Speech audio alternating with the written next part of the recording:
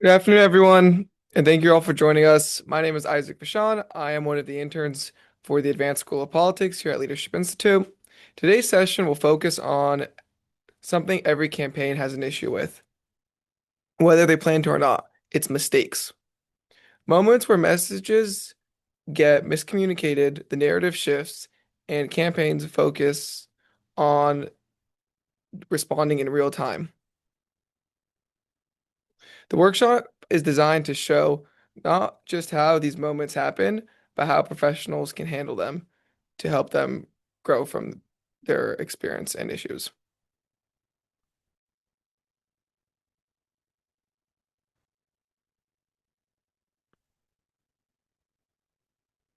So what ASOP does. Before we get started, I want to give you a brief explanation about the Advanced School of Politics and the programs that we have to offer. ASOP exists to develop campaign staff, candidates, and organizational leaders through hands-on real-world experience. Led by our director, Rick Tyler, who you will hear from, the department focuses on the needs to have the department focuses on the needs to have programs to help campaign professionals and nonprofits, visionaries to have skills to succeed in furthering the conservative movement. The curriculum is led by professionals who have run and won campaigns, and the goal is simple. When participants leave, we want them to be able to apply what they learned in our programs the next day in the real world and have real world application for their skills that they just developed. Um, just a quick overview. This is the upcoming programs that our division offers here at ASOP. We have a wide range of programs. Each one of them is designed to address a different part of the campaign and the processes that it takes to have a successful campaign. If you scan the QR code on screen, you will be taken directly to our full program link tree. It has all the upcoming dates and registration info. If you are serious about working in a campaign or improving your role on a campaign, this is where you start. Now, let me quickly go through each school that we offer. Our campaign fundraising school is an important skill that's needed in any campaign. Fundraising is one of the hardest and most misunderstood parts of campaigning. Campaigns don't fail because they had the wrong idea. They fail because they ran out of resources. The program focuses on how you actually build and sustain a fundraising operation, not just making asks, but understanding timing, donor psychology, and message clarity. It's designed for campaign staff, campaign managers, and candidates who take ownership of raising their own money. Our Campaign Leadership College is our most comprehensive part or program that we offer at Leadership Institute Advanced School of Politics Division. It's a 9-day full campaign simulation where participants are put in a position of running a campaign from start to finish. This includes strategy, budgeting, messaging, voter contact, decision making under pressure. This is where people go from understanding pieces of a campaign to understanding how everything connects. If someone wants to move into leadership or already holds this role but hasn't been formally trained, this is the program that is for you. Our campaign development school is a focus on individual preparation for running for office. Running for often gets approached too casually. People assume they can figure it out as they go. That usually leads to mistakes early on, and those are hard to cover from. This program walks you through the fundamentals, messaging development, voter targeting, and the early stage decisions that define a campaign. It's designed for first-time candidates or anyone who is seriously considering stepping into the race. Our conservative entrepreneurship school touches on building out different organizations that help in non-election cycles. This program focuses on how to structure, fund, and sustain those different organizations. It's for nonprofit leaders, professional policy developmental candidates, and anyone looking to build something that lasts beyond a single campaign. Each of these programs exists to solve a specific problem in a campaign and organization. And the topics of today, political mistakes, is one of the most common and costly problems campaigns face. So with that, we're going to move into the workshop and start breaking down how these moments happen, and more importantly, how they are handled. And I will hand it over to Rick Tyler. Quick introduction on Rick. Rick is the director here at the Advanced School of Politics at Leadership Institute, where he led political education for conservative candidates, operations, and activists across the United States and internationally. He is a veteran political strategist and media analyst with over 3 decades of experience and has served as a spokesman for Ted Cruz and Newt Gingrich. He has appeared on news networks often, giving his great political insight, and is the author of the book Still Right. Thank you. Thank you, Isaac, and welcome to our bi-weekly workshop. This one's 3 hours long. It's conducted as part of our internship program. The longer ones are, but you can be with us twice a month to do these workshops. And I'm going to ask, okay, so there we go.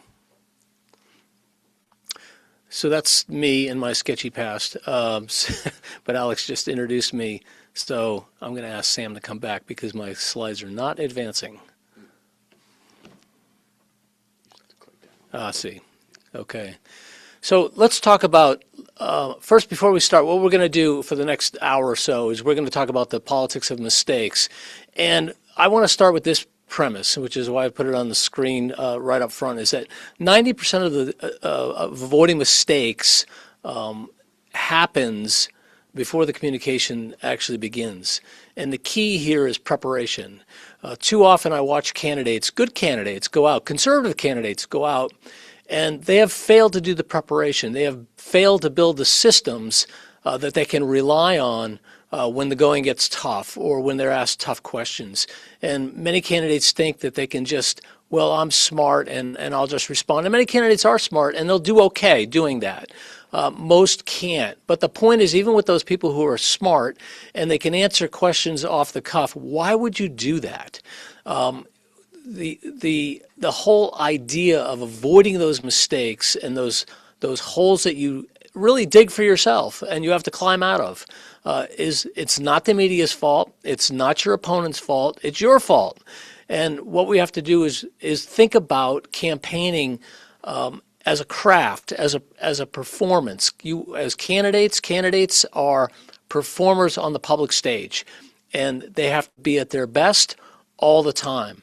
And when they're not at their best, it's usually because they haven't built the systems or they haven't done the really hard work of preparation, which is thinking through what you believe. Now, I hear some people already saying, oh, but you know, I want to be authentic. Authenticity is terrific. People, you want to be authentic. But what is authentic about giving the wrong answer? What is authentic about being too tired or making a mistake? Authenticity comes from knowing what you believe, preparing the language to describe what you believe in a way that connects with the most voters so that they will vote for you. And that is where authenticity comes from. It's not some robotic recitation of lines you've memorized. It's a deep understanding of what you believe, why you believe it, and how to turn a conversation back to getting agreement with the voters, which is what we're trying to do all along. Our goal here is not to win the press. It's not to win over the left. We're not going to do that. We're not going to make the press our friends and they're suddenly all going to agree with us and report with everything they want to do. You have to master the craft. The point is to connect to the audience, whether in person or on Zoom or through the camera or on stage. You have to be able to connect with the audience, which means you've got to perform, which means you got to be in the right headspace to make sure you're giving your best performance. So let's talk about how those mistakes happen and how to avoid them. So failure comes from, as I mentioned, weak systems and not usually just bad moments. And these are the big problems in a campaign where things go off the rails, is speed outruns judgments. The pace of a campaign and the information or the requests that are coming at you are going faster than you have a system that allows them to process them. I do not mean here that you ought to just slow down, because in the modern campaigns, kinetics is extremely important. You have to react fast, which is all the more reason that you have to build the systems that work for the fast pace of today's campaigns. We know how news cycles change very, very quickly. People's attention spans are really short, and we have to respond. But if you don't have a system to respond, you're going to make mistakes. Second is within a campaign or even an organization or even a corporation, well, when there's unclear roles that we don't know who's supposed to give final approvals, there's multiple voices out there trying to chime in, and what we end up with is conflicting information, people giving facts and figures that are not true, or they conflict with what the campaign is saying. So a campaign has to work in almost like a military structure. The candidate is in charge. There should be no doubt about that. And then there should be someone like the campaign manager who is under the candidate. And then if your campaign is large enough, you would have someone like a communications director, and they would be siloed into this area and working it. But I realize a lot of your campaigns maybe aren't going to be that big. So it might be just you as a candidate, or it might be you and the campaign manager. But where you do have multiple people, make sure that only the candidate and one other person is speaking for the campaign. If you get a really large campaign, like a statewide campaign, some congressional races, certainly a presidential campaign, you will have surrogates. The surrogates are allowed to speak for the candidacy, for the campaign itself, but they are not allowed to speak for the candidate. That role should be confined to the candidate and to one person, because if that is not set up clearly, then people get the idea that everybody can speak for the candidate, and that just can't happen. So we've got to have really clear roles about who's in charge, what's the message, what is being said. Of course, unclear roles leads to the next problem, which is inconsistent facts. So people are going out doing different research, they're getting different numbers. As you know, statistics can be twisted all different ways to get whatever you want. But somebody has to be in charge of what numbers are we using, what is the framing that we're using, and if we don't have those things organized, it's going to look like, not only to the voters but to the media, that you have a disorganized operation that doesn't know what it's doing. And incompetency is not a really great attribute when you're running for office. So we've got to keep our facts together. We've got to keep our framing together. We have to know who's in charge of that. And then finally, we have the real problem can often be off-message speakers, which is why in a larger campaigns, or in any campaign really, the candidate gets to speak for the candidate, and one other person, probably the campaign manager or the comms director, nobody else, or a spokesperson, but nobody else gets to speak for the candidate, because what you'll have is too many people saying the wrong things. And then the press is not dumb, by the way, they're pretty smart.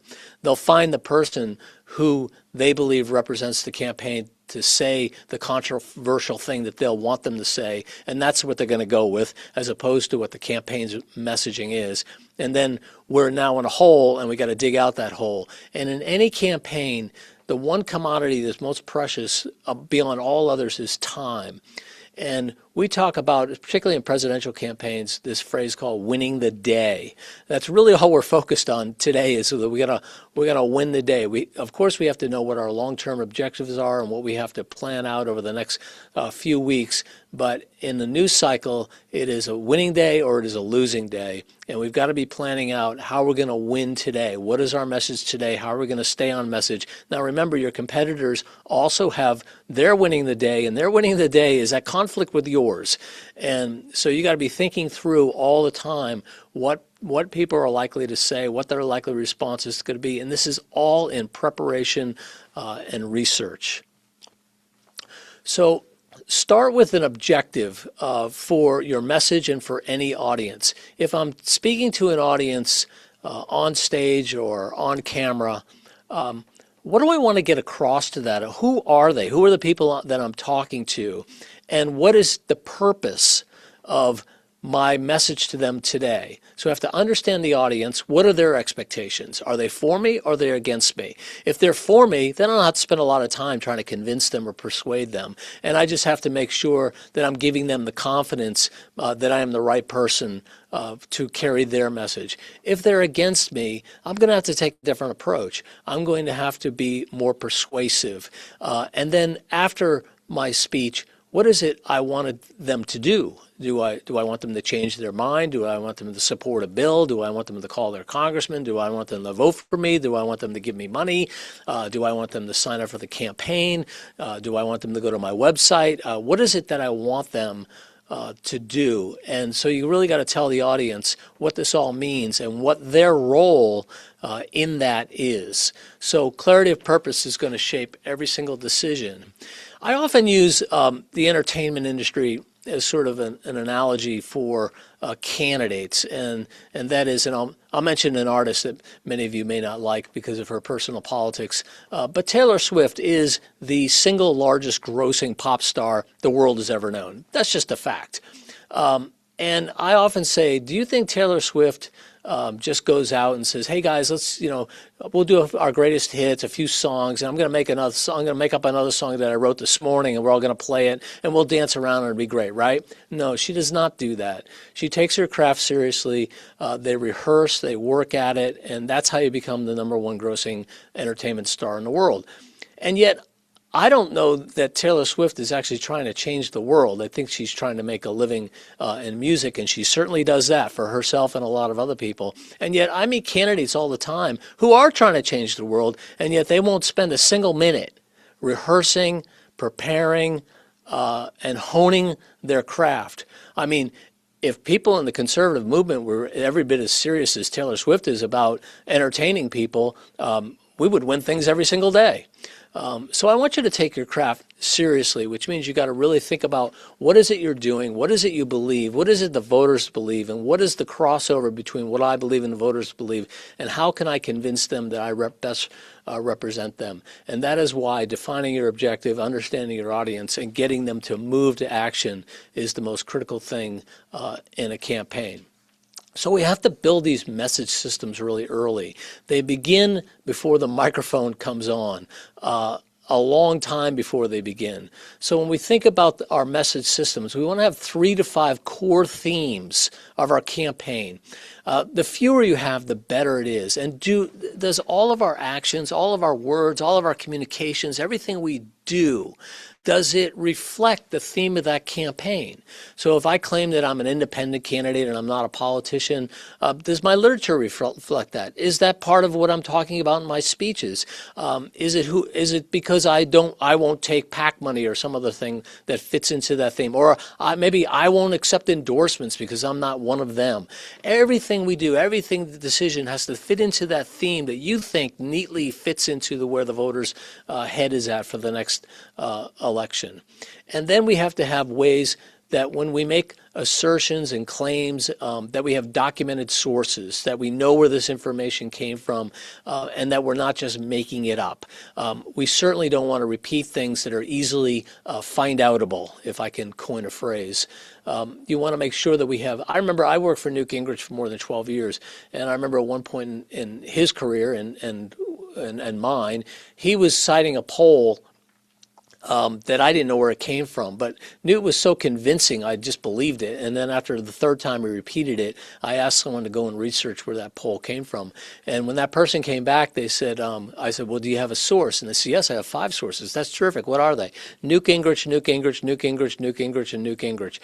Yeah, the press was actually reporting on this whatever this poll was that he came up with, but there wasn't actually a documentable source of where the poll was. What happened was he had conflated 2 separate polls and put them together, but that's not a really good way to make your point.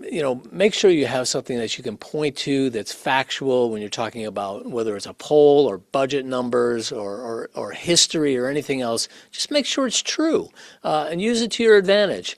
You want to have a list. This is a really important exercise for your campaign for you to go through. Is that when we talk about our theme and our issues, how should we say it? And so we have an actual document that says, say it this way. Don't say it this way. This way. We want the language that this is good to say. This is what voters like. This is what I'm getting cheers on the stage from these remarks. And I want to avoid this other language that's going to lead to problems. So we have a say avoid document that says that fits with our theme to go through each of our themes and our issues and say, when we talk about this, say it this way. Do not say it this other way. And if you share that with the entire team, so that when people are going door to door on your behalf and people ask them, they know what to say and they know what not to say. Make sure you have audience specific framing. I get a lot of questions on this because people get confused. They're like, well, are you compromising your values or your principles because you say things in a different way? No, my principles are the same. I'm just going at the principle in a different way that the voter can hear and understand. Every electorate is made up of different people, of different ideas. And I have news for you. Men and women think differently. People of different ages think differently. People from different generations think differently. And so the issues that they care about are different also.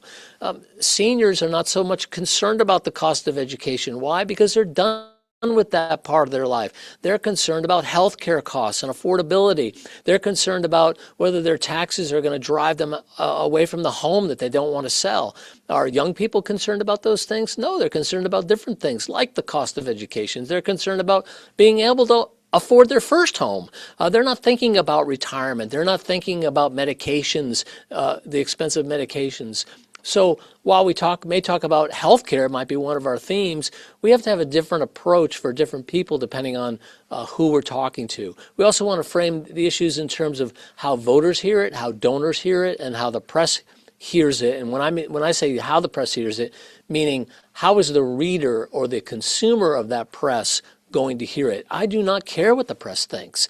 I do not care what the reporter thinks that is interviewing me. I don't care if they agree with me or disagree with me. That's not the point. The point is write down what I say and report it out as what I said. And if I do my job correctly, I believe most voters are going to agree with me. So you want to have a messaging map so that all the staff, as I say, from top to bottom, is on the same page. This is how we talk about our campaign. This is how we talk about these issues. These are the themes we want to talk about. Now, most people, they don't even want to talk about issues. So you're really mostly talking about the theme of your campaign and why you make a difference, why you have a contrast with your opponent. And if you go through these exercises in the process, then when the pressure comes, you will be prepared. You will be ready to answer. So when a reporter asks sharp questions, you already know what you're going to say because you've gone through this exercises. So if you do all this, you'll be well prepared that when the tough questions come and you're under pressure. All right. So define the candidacy positively. So here's a couple sort of do's and don'ts. So your opponent is going to say things about you that you don't like, and they're going to accuse you of things that may need clarification with the voter. But what you don't ever want to do is repeat what the opponent is saying about you. And the reason is they're going to connect those words with you, not only because the opponent says it, because you're actually saying it too, even if you're using it as an opener to prove that it's not true. Richard Nixon, while he was president, once famously said, "I am not a crook." And I think that's probably the best example we could possibly have, is the President of the United States goes on national television and declares that he's not a crook. That's not a good look.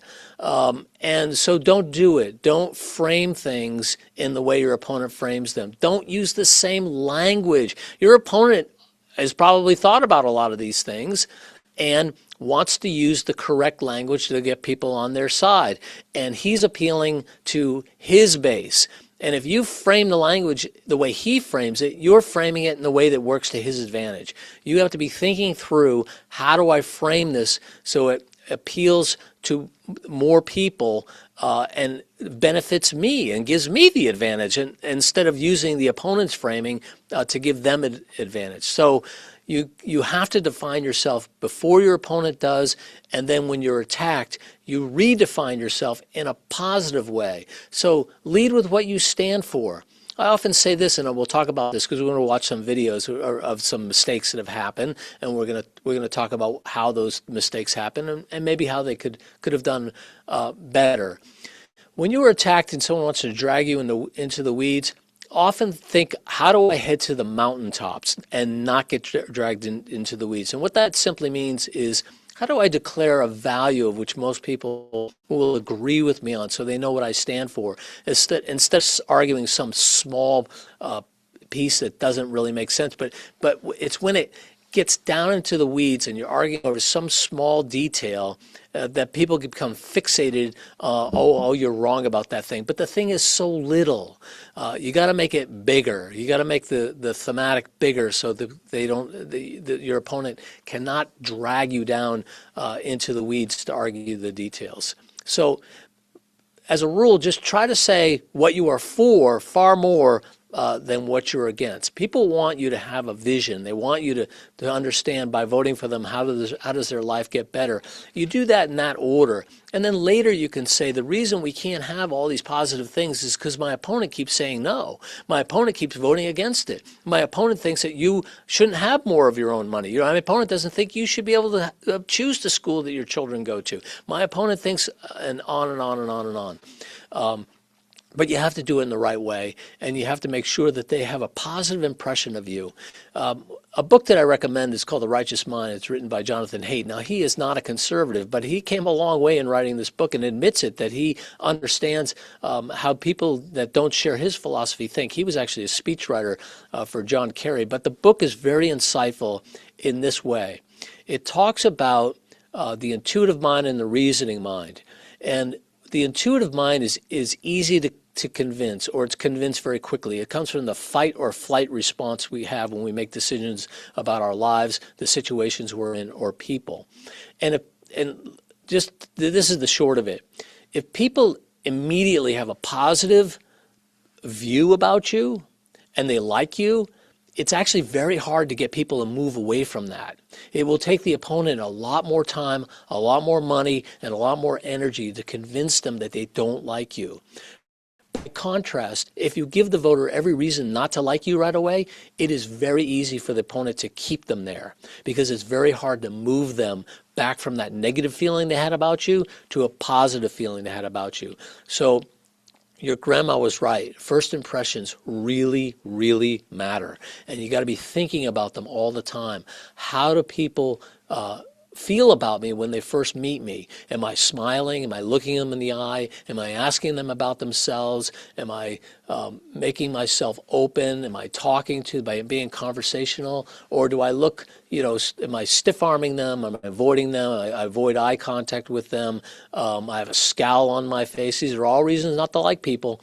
And when they don't like you, it's going to be really hard to move them toward liking you. When we craft our roles, we have to have sort of an approval process of how our messaging gets done. So, of course, that starts with a draft. And draft should be, don't worry about making mistakes in draft. That's what it's for. Market draft. One good way to, share a plan, if you actually have a campaign plan, you want to share it and get people involved in it, just put draft over the whole thing. That serves two purposes. One, it invites people to give you feedback. Two, when you go with the plan, they say later we should do this, but you approved the draft. So having a draft is really quite useful to making sure that we have all ideas on the table, even dumb ones, because no one's going to see it. It's just a draft, and it will help us really think through. So a lot of brainstorming. This is not a time to have a lot of naysayers and wet blankets around. Let's just be creative about our messaging and see how we can get to the best way to communicate to the most people. And then we review it. That's when we can go through now and knock out all the silly ideas or things that just aren't going to work or are going to rub people the wrong way. And we're going to hone it. And we're going to, this is not a once and done thing. We do this through the entire campaign. The reason is when the candidate is out there, they learn. They say, you know what? When I explain it this way, people really understand it. And when I explain it that other way that we approved, they're not getting it. So we can go back at it. We can go back and revise it. So we've got the draft, we've got the review, and then the approval. I think it's important that candidates approve everything because, after all, they're saying it.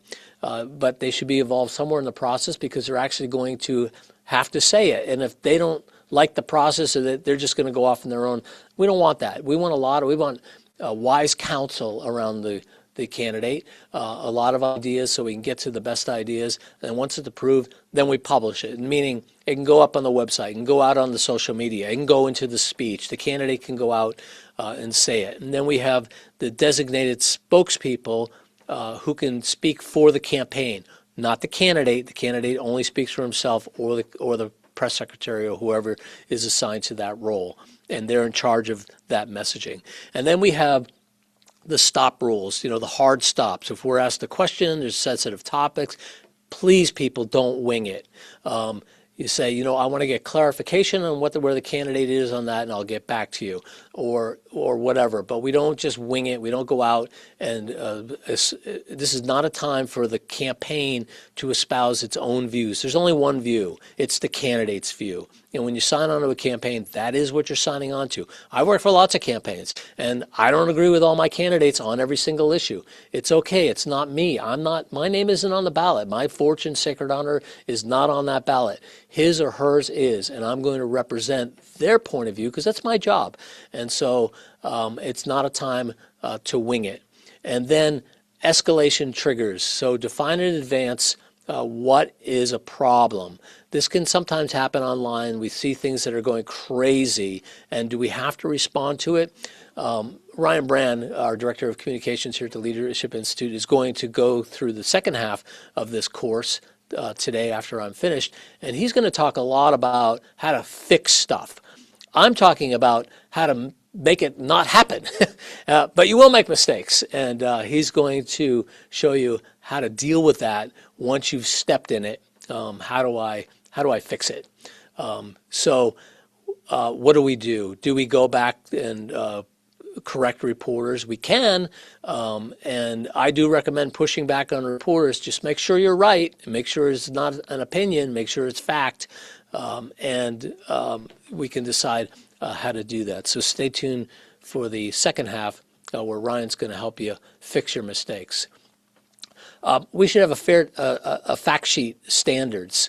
One standard, shared documents, always dated, right? So you got the latest version because things, as I said, are going to change. We're going to have updated language. We're going to have updated numbers. We're going to have updated facts. I hate the word real facts. It drives me crazy because a fact is a fact. But yes, there are more facts and there are different facts, but there are not alternative facts.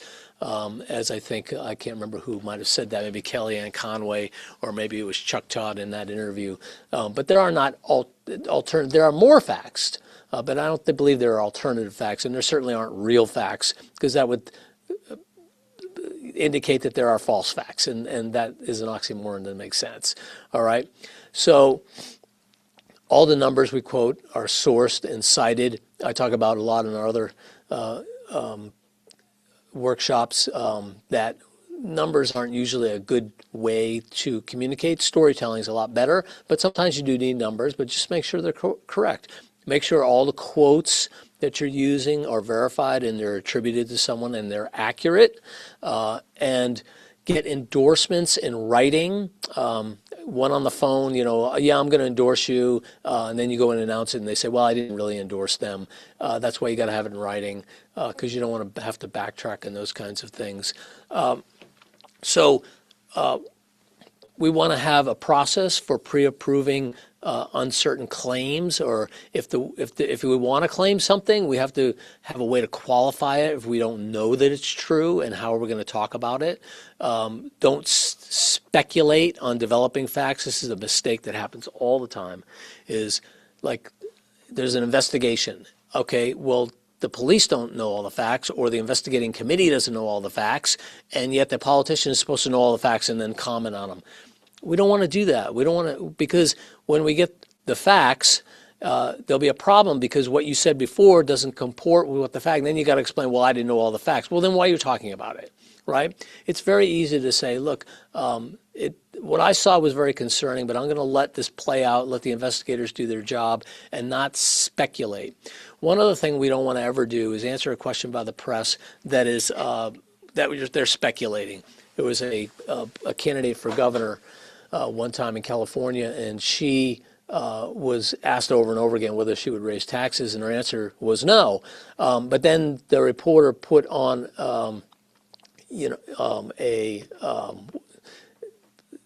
speculated that, well, what if there were a national disaster? What if there was a huge earthquake and we needed the funding to save people's lives? Oh, terrific, right?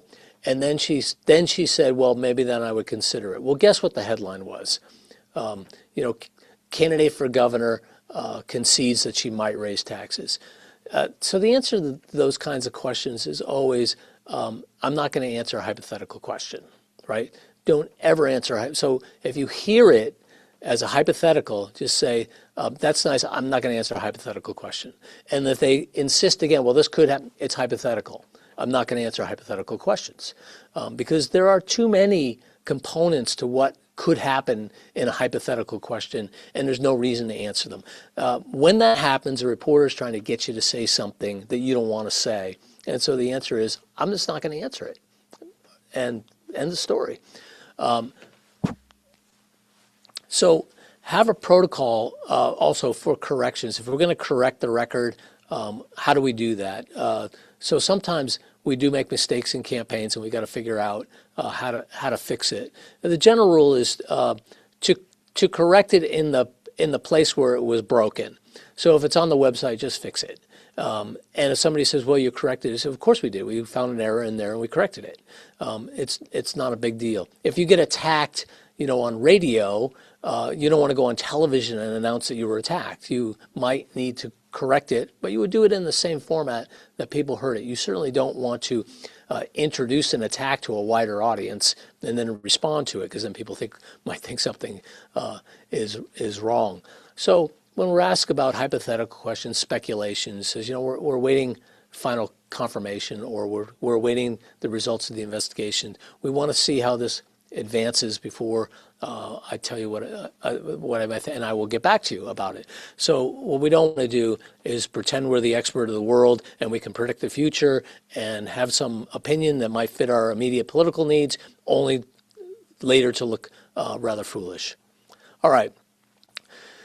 Here's where I began is, you got to be serious about, if you're running for office and putting your name on the ballot at any level, you're going to have to get out in front of people, and you're going to have to talk to them, and you're going to have to perform. And so we can do it two ways. We can do on-the-job training, which unfortunately too many conservatives do. They get beat and they don't want to run again. Well, and then we have a good conservative who could have been a great legislator, a great governor, a great congressman, whatever, a great mayor, and they don't want to run because they just got beat up. And because why? Because they didn't take it seriously. And so you really have to be thinking about, how do I practice? How do I practice my verbal delivery? Because we can't be a boring speaker, because if we are, then nobody will listen to us, right? You have to vary the tone, make it exciting, make it quiet, make people lean in and listen. We have to have inflection. We have to have nonverbal communication, which means maintaining eye contact with people, have our posture, the way we look, the way we exude confidence, the way we approach the podium, the way we walk into a room, the way we look someone in the eye when we're walking. So we're so glad to see. Well, like on and on and on and on. This is a business about how to make people feel good about themselves. And if you make them feel good about themselves, I guarantee you they're going to vote for you. All right. So how do I use my voice, my tools? How do I use my body? How do I use my eyes, my facial expressions to really control how I am getting across my message? And then the room and the environment. How do I set up the room so the camera can capture it in a way that looks really cool? Like I want to be a part of this. Wow, that looks really exciting. The lighting is good. The signage is there. That it just is a great place that the media covers. And by the way, the people who take pictures for the media, both with video and camera, they want good shots. You know, so make it look exciting. Think about the image that we're trying to project. Think about all the screenshots, where the candidate is and what that looks like. Have someone with a camera go and look at what that shot from where the media might take pictures from and how it looks. And is there signage in the background? Are there people in the back? How do you tell your story with pictures? So you got your verbal communications, you got your nonverbal communications, and then you have the accoutrement of everything that's around you that sets the tone and the staging for your candidacy, whether you're the candidate or whether you're working for a candidate. So you want this whole presentation awareness, how you enter, where you stand. It's all part of the message. You, as Roger Ailes wrote a great book. It was called "You Are the Message," and people believe in you. People vote for people. That's really what people give money to people. People don't give money to institutions or causes as much as they give to the person who is raising the money for that cause. People don't vote for. They don't just vote. Most people don't vote. Some do, just for the party or just for the ideology. They vote for the person. And so you want to think about your whole person, how you come across, what you stand for, and how people feel about you. So you got to really work at it. You got to practice, and you just got to get your head on right and say, I'm going to go out there and perform at the best of my ability, the top of my game. You owe it to yourself, you owe it to the candidates, and you owe it to your team. It's not just about you. When you go out and make a mistake, not just you made a mistake, you're letting the whole team down because you didn't do your homework, you didn't prepare, you didn't have your head in the game. Everybody's depending on you, perform. So most unforced errors in Q&A, let's talk about Q&A for a little while. So I love it when candidates do Q&A and do a lot of it because this is where they really cut their teeth. Doing Q&A is an important skill, and if you really want to see someone do it well, then watch question hours for the British Parliament or the Australian Parliament or any of the parliaments that do question hour. Those guys are good, and you don't get good by not doing it. You get good by doing it. And so put yourself in front of people who will ask you questions. And so we want to follow these rules, but you will get very good at answering questions if you just keep trying to do it. But be careful about what you say, but put yourself out there and really develop this skill. First, listen fully.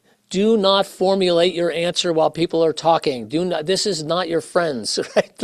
Like, make sure you understand fully what they are asking you before you jump in and answer the question. When you jump in and answer the question before people have completed their thought, or they're going in a different direction, it is disrespectful to the audience. So make sure you understand. Pause before answering. Just a little brief pause actually tells the audience that you have confidence and that you're not being insecure and jumping on it, that you're really thinking about it, but not too long. So just pause before the answer to help you to get your words in order. And then either, if you need more time, then you can restate or reframe the question. To say that, as I understand your question, you want to know, and then you restate the question. If it's a question that has a false pretense or a premise to it, then you need to either get clarification about what they're asking or just reject the false premise outright. So, I just don't accept that what you're saying is true because the facts demonstrate otherwise. And let me give you an example. And then you can go and answer that question. And then every day we should end on your strategic objective. So at the end of whatever you're saying, make sure that you're not leaving the audience with a negative point of view or answering a negative question. Just make sure you have some space to end whatever event you're at, questions and answers, speech, so that people understand what you're for, what you want to get done, and most importantly, what you want them to do. So before we start watching some videos and have a little fun, this is what I want you to get out of this.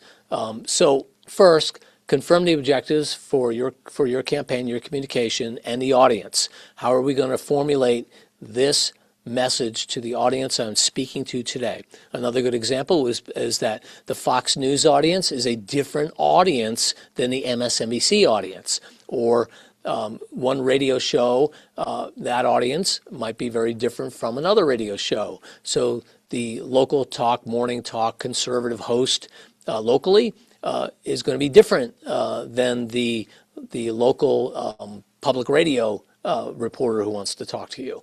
And they have very different audiences. And so we have to approach them in different ways. Again, we're not compromising, we're not changing our principles. We're just finding the right way to communicate to those audiences so they can hear what we're saying. Verify every detail. Make sure we know the names, titles, dates, numbers, links. One wrong figure, really can undermine everything. If you don't know all the details, like I say, head for the mountaintops. Restate principles. We don't have to know every detail. People don't expect that you know everything about every little detail when you're running for office. And so don't paralyze yourself by thinking, oh, I don't know that. But you know the principles. So talk about the principles. Most people don't know those numbers either, but they do understand the principles, and that's where you can agree. Check the quality of your message. Is it true? Is it clear? Is it respectful? Does it attract people to me and not drive them away, which I think is really super important that we ought to think about? Is like, if I'm going out there every day and driving a few more people away, well, that's less people that are going to vote for me. And what I really want to do is have an attractive message that more people can vote for me. So we're finding the language about our message that people can agree with and get behind us on. Verify approval and the version. So make sure the version of the talking points or the fact sheets that we're working on has been approved, and that is the correct and most up-to-date version. And you just got to build a system for that, and it's updated constantly. And if you do this, you will really, really begin to understand these issues, how to talk about them, how they change over time, how attitudes change, and you want to be in that sweet spot where you have knowledge, which is great, but you also are on the side of most of the voters on that issue because you understand the principles involved. And finally, have a correction plan for when we do make mistakes. And Ryan's going to talk more about how to decide what to do when something negative comes out about you and how to respond. So here it's discipline in preparation is the only reliable way to avoid mistakes under pressure. It means you got to prepare, you got to be disciplined, and you got to build systems to make them happen. So what I want to do now is have a little fun. We're going to go back in time, and I've picked a couple of video clips that are about presidential campaigns and presidential debates, because there's a lot of great examples in those. Because one, I've been on several presidential campaigns, and I've been in other congressional races, and I've done debate prep. I played Donald Trump in Ted Cruz's presidential campaign debate prep. I won. Ted Cruz said so. So I'm just saying. And debate prep is all about preparation. This is where, and it's not just debate prep you got to prepare for. You got to prepare for every moment that you're in front of the public or in the media. But debate prep is where it really comes down, and people have prepared, and they're thinking about. Often they overthink it, but they're thinking about their strategy. So we're gonna watch some videos. And then we're going to comment on what happened. So right here, we're going to go all the way back to 1988. Some of you weren't born. Some of you, like me, remember this very, very well. This is the vice presidential debate. It was sponsored by the League of Women Voters. It takes place in Omaha, Nebraska. Dan Quayle is George H.W. Bush's running mate to be president after the 1988, where Ronald Reagan has filled out his 2 terms. Now, the context of this debate is Dan Quayle is young. He's from Indiana, and there's a question of whether, does he have the experience What if something were to happen to H.W. Bush? Now remember, H.W. Bush, boy, he has a lot of experience, right? He's run for office before. He was the ambassador to China. He was the RNC chairman. He was the head of the CIA. And for the last 8 years, he's been vice president of the United States. So no one is questioning whether George H.W. Bush has the experience to be president. But Dan Quayle's young. He is a senator, but he's not served very long. And what if something were to happen to H.W. Bush? Would this person be able to take over? And that is something that the Lloyd Bentsen team wants to really expose here. And so let's watch how this unfolds. Activities with all the people in government. And then, if that unfortunate situation happens, if that situation, which would be very tragic, happens, I will be prepared to carry out the responsibilities of the presidency of the United States of America. And I will be prepared to do that. I will be prepared not only because of my service in the Congress, but because of my ability to communicate and to lead. It is not just age, it's accomplishments, it's experience. I have far more experience than many others that sought the office of Vice President of this country. I have as much experience in the Congress as Jack Kennedy did when he sought the presidency. I will be prepared to deal with the people in the Bush administration if that unfortunate event would ever occur. Senator Benson. Senator, I served with Jack Kennedy. I knew Jack Kennedy. Jack Kennedy was a friend of mine. Senator, you're no Jack Kennedy.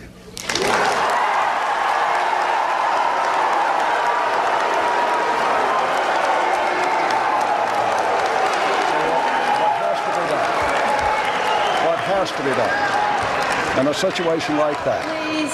In a situation like that, You're only taking time is to call in the from joint. your own candidate. That was really uncalled for, Senator.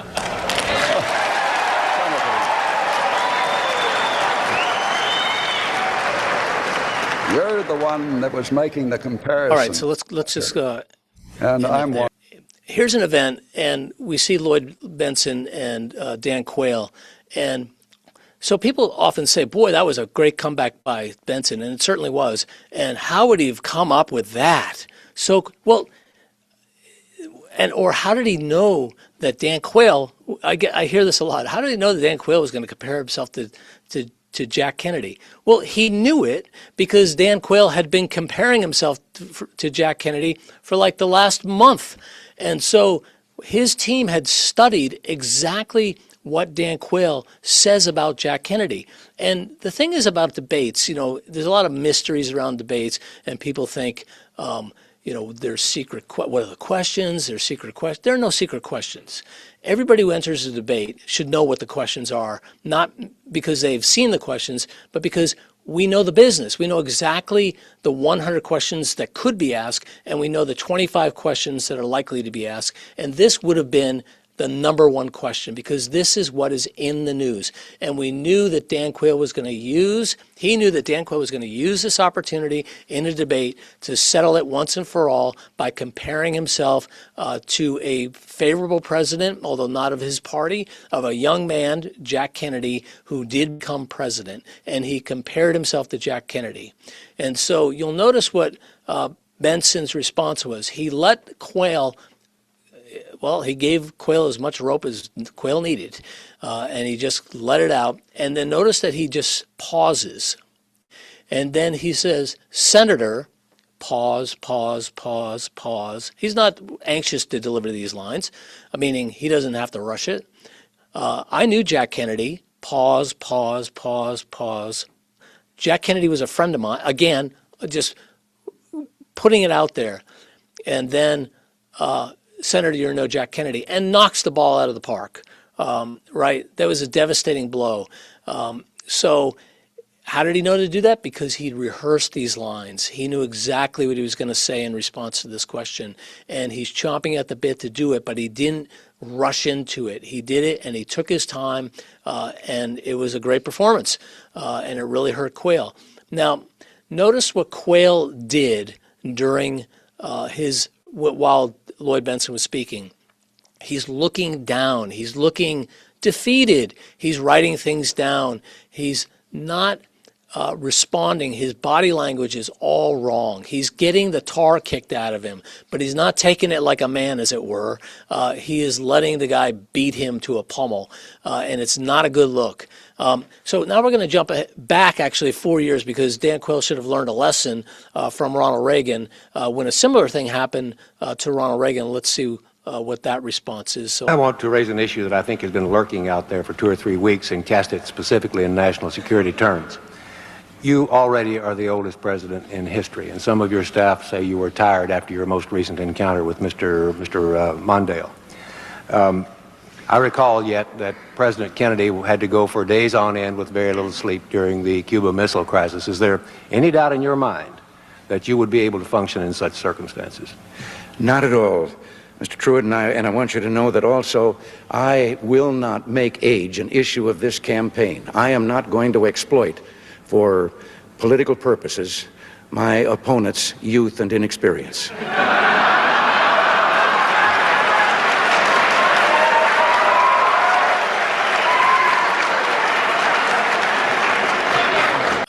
So notice what Walter Mondale is doing while Reagan, who was an actor who can memorize lines and then deliver them very convincingly, and he did that. And of course, that question was going to come up. That was the whole debate of the campaign. It's the opposite question. Dan Quayle's, you're too young. Ronald Reagan, you're too old. And of course, he was waiting for that question. And so Reagan's political life depended on the answer to that question. He had to knock that out of the park. And so he knew it was coming up. He memorized what he was going to say about it, and he delivered the line. And Mondale does not put his head down, look defeated, like I'm getting beat up. He laughs. And that was a good look for Mondale. That was exactly the right way to respond. Allow that you'll make a mistake and you'll walk into something, or that the other guy's going to get something, and when you laugh, he looked human. He didn't look defeated. So that was a much better look than the one that Dan Quayle had previously. All right. We go after them. Now, Governor Romney had a very different response. While we were still dealing with our diplomats. All right. Pause it for 1 second. Okay. I just want to give you a little background on this. So this is. And this is Barack Obama's finished one term. He's a president, and Mitt Romney is running against him. And the big issue of that day was Benghazi, if you might remember. And the question was, what this conversation is about is how did Barack Obama characterize the issue in Benghazi? It was originally reported by the Secretary of State Hillary Clinton that there was some kind of a demonstration that got out of control, and the consulate in Benghazi got somehow immersed in it, and then he was killed. That is not what happened. It was a deliberate, planned terrorist attack, and the question is whether President Obama had said it was, or recognized it as a terrorist attack, which they clearly didn't want to do, and they were trying to downplay it, if you remember that era, because now he's running for president and they have this big issue on his hands. So the advantage here obviously goes to Romney. They've got a big, huge issue about Barack Obama's leadership, and Obama has a big lift here. He has got to convince people that he is a commander-in-chief, that he's strong, and that he will stand up against America's enemies. And so let's see how he does that. And then if Romney is able to diminish that and put himself on that level, and listen to the language that you used for this positioning of who is a commander-in-chief and who's not up for the job. Governor Romney put out a press release trying to make political points. And that's not how a commander-in-chief operates. You don't turn national security into a political issue. Certainly not right when it's happening. And people, not everybody agrees with some of the decisions I've made. But when it comes to our national security, I mean what I say. I said I'd end the war in Libya, in Iraq, and I did. I said that we'd go after al-Qaeda and bin Laden. We have. I said we'd transition out of Afghanistan and start making sure that Afghans are responsible for their own security. That's what I'm doing. And when it comes to this issue, when I say that we are going to find out exactly what happened, everybody will be held accountable, and I am ultimately responsible for what's taking place there because these are my folks, and I'm the one who has to greet those coffins when they come home. You know that I mean what I say. On the day following the assassination of a United States ambassador, the first time that's happened since 1979, when we have 4 Americans killed there, when apparently we didn't know what happened. The president, the day after that happened, flies to Las Vegas for a political fundraiser, then the next day to Colorado for another event, another political event. I think these actions taken by a president and a leader have symbolic significance, and perhaps even material significance, in that you'd hope that during that time we could call in the people who were actually eyewitnesses. We've read their accounts now about what happened. It was very clear this was not a demonstration. This was an attack by terrorists.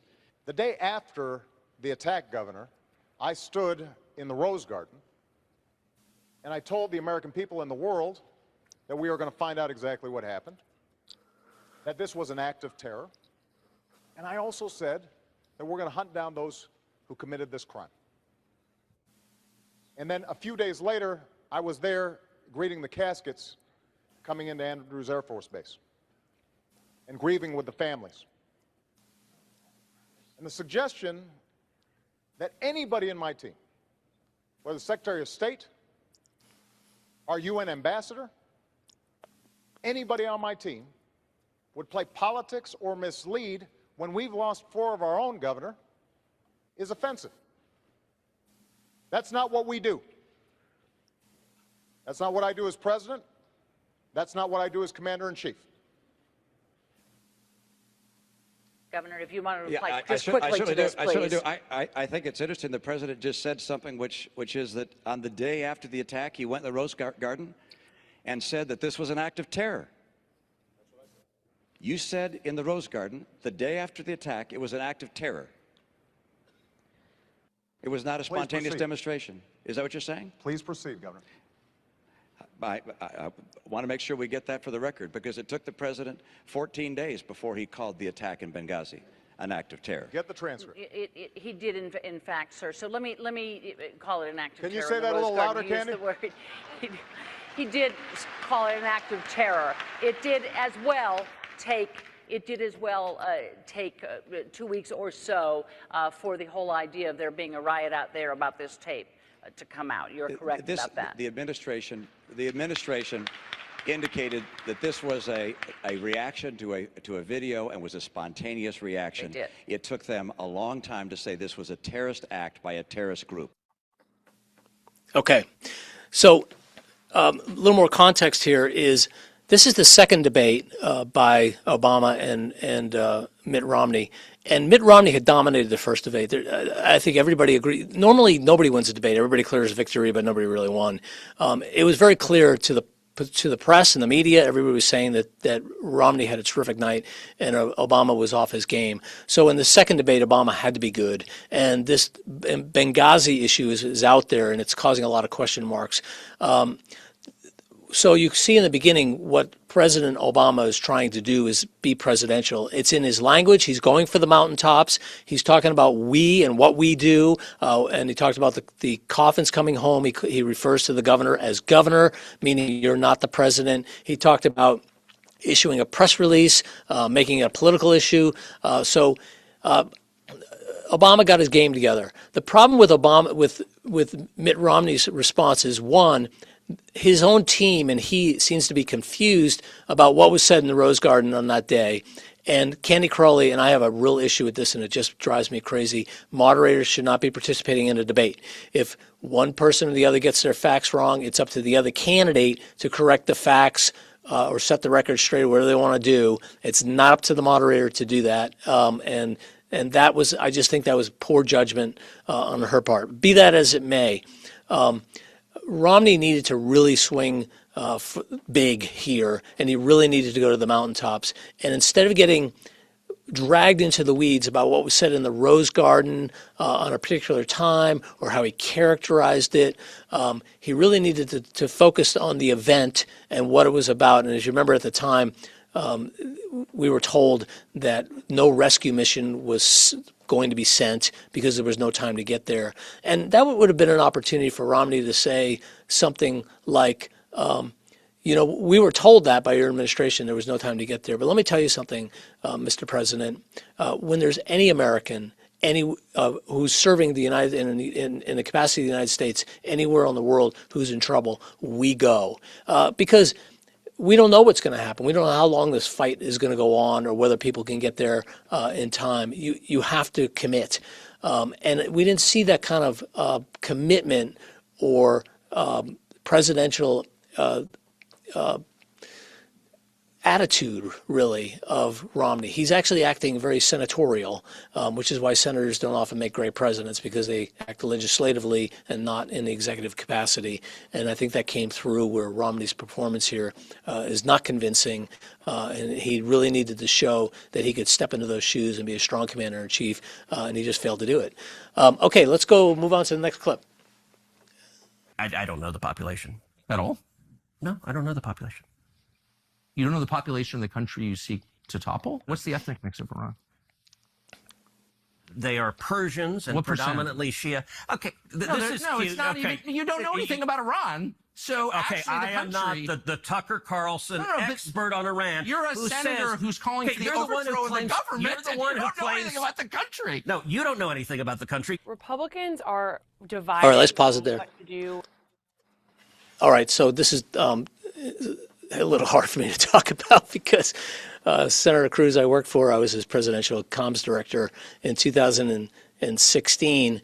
And I think Senator Cruz, and I don't know, I haven't talked to him about this, but this is not a good performance on his part. He is being set up, and you can see that he's being set up by the way Tucker Carlson asks these questions. These questions fall into a particular category, and it is, let's undermine the knowledge of the person, and you can do that by confusing them or bringing up a lot of facts that people may or may not know and aren't actually really important. But Senator Cruz should have known that the population of Iran is 91 million souls, and he didn't know that. I don't know why he didn't know that. He's really good at memorizing a lot of facts, but he didn't have that. And I think the mistake was he felt he was going to go into this interview and he's going to get a friendly interview from Tucker Carlson. And anybody who's watched Tucker Carlson for any length of time can tell you that it may be true and it may not be true. In this case, it certainly wasn't true, and the preparation here was not done well. We know where Tucker Carlson stands on these kinds of issues. We know where he's going to come down. We know this is not going to be an easy interview, and so he's making a journalistic attempt to undermine the credibility of the person who is forward-leaning on this issue, and that's not a good thing. It also happens in the way when sometimes reporters will say, "Do you agree with this quote?" but they won't tell you where the quote came from, and they'll read off a quote, and the quote sounds reasonable until you learn it's from some nefarious person from history, like a Nazi or Pol Pot or some terrible person in history, and you suddenly have agreed with them. Don't fall for this stuff. Don't ever say I don't know where this quote. This happened to me actually on CNN, although I didn't fall for it. I knew exactly where the quote came from, and I said, well, that quote comes from so and so. So you're not going to get me to agree with him, and so it didn't work, right? So you got to know, and it comes with experience in watching other people who fail at these things, when you are being undermined, when you are being set up, and when you are falling into a trap. Senator Cruz is one of the smartest people I've ever met. And he should have known, and somehow he fell down on this because he really needed to do his preparation, and I just don't think he did. All right, next clip. Move options off of the President Trump wisely does not remove options off of the table. Mothers out there are worried that we're going to have a draft, that they're going to see their sons get in and daughters get involved in this. What do you want to say about the president's plans for troops on the ground? As we know, it's been largely an air campaign up until now. It has been, and it will continue to be. And President Trump wisely does not remove options off of the table. I know a lot of politicians like to do that quickly, but the president, as commander-in-chief, wants to continue to assess the success of this military operation. It's not part of the current plan right now, but the president, again, wisely keeps his options on the table. But as commander-in-chief, there's no greater priority or responsibility to this president than, of course, protecting the American people and protecting our troops. President Trump wisely does. Okay, so Carolyn Leavitt, who's normally flawless, right? So she does make a lot of mistakes. This is a mistake. It didn't blow up, but there's a mistake here. And what the mistake is that Maria Bartiromo is, if anybody is like a Trump sycophant, it would be her. She is not trying to make President Trump or Carolyn Leavitt look bad. What she's doing is she's putting a beach ball on a golf tee and asking Caroline to knock it out of the park. Which is, one, you can tell because she asks an open-ended question. She didn't ask a closed-ended question. An open-ended question allows you to answer almost in any way you want to answer. It's the questions you want. It's the closed-ended questions that are a lot harder to answer. So she could have said, are we going to have a draft? Yes or no? And she didn't say that. She had an open-ended question. But I don't understand why we would, in this situation, talk about there's no reason to talk about a draft. So she can answer the question by not answering the question, meaning, Maria. Because remember, Maria's not trying to set her up. She's trying to just say, she's trying to tell people we're not going to have a draft, right? Okay? Just do that. And she could have said it without saying it. So instead of going through this, removing options from the table and maybe we'll have it, Maria, why are we talking about a draft? We have the finest military in the world, all volunteer forces. We have the most capable military in the world. Nobody is talking about a draft, right? And that would have solved the issue, moved it aside. There would have been no follow-up because that's what Maria was trying to do. Just get it off the table. She didn't say it won't be a draft. She didn't have to say that. Just the way I answered it. I didn't say there'll never be a draft. I don't need to say it. I just need to say, why are we talking about a draft? We have a volunteer army. We're the most capable military in the world. Who is talking about a draft? It's absurd.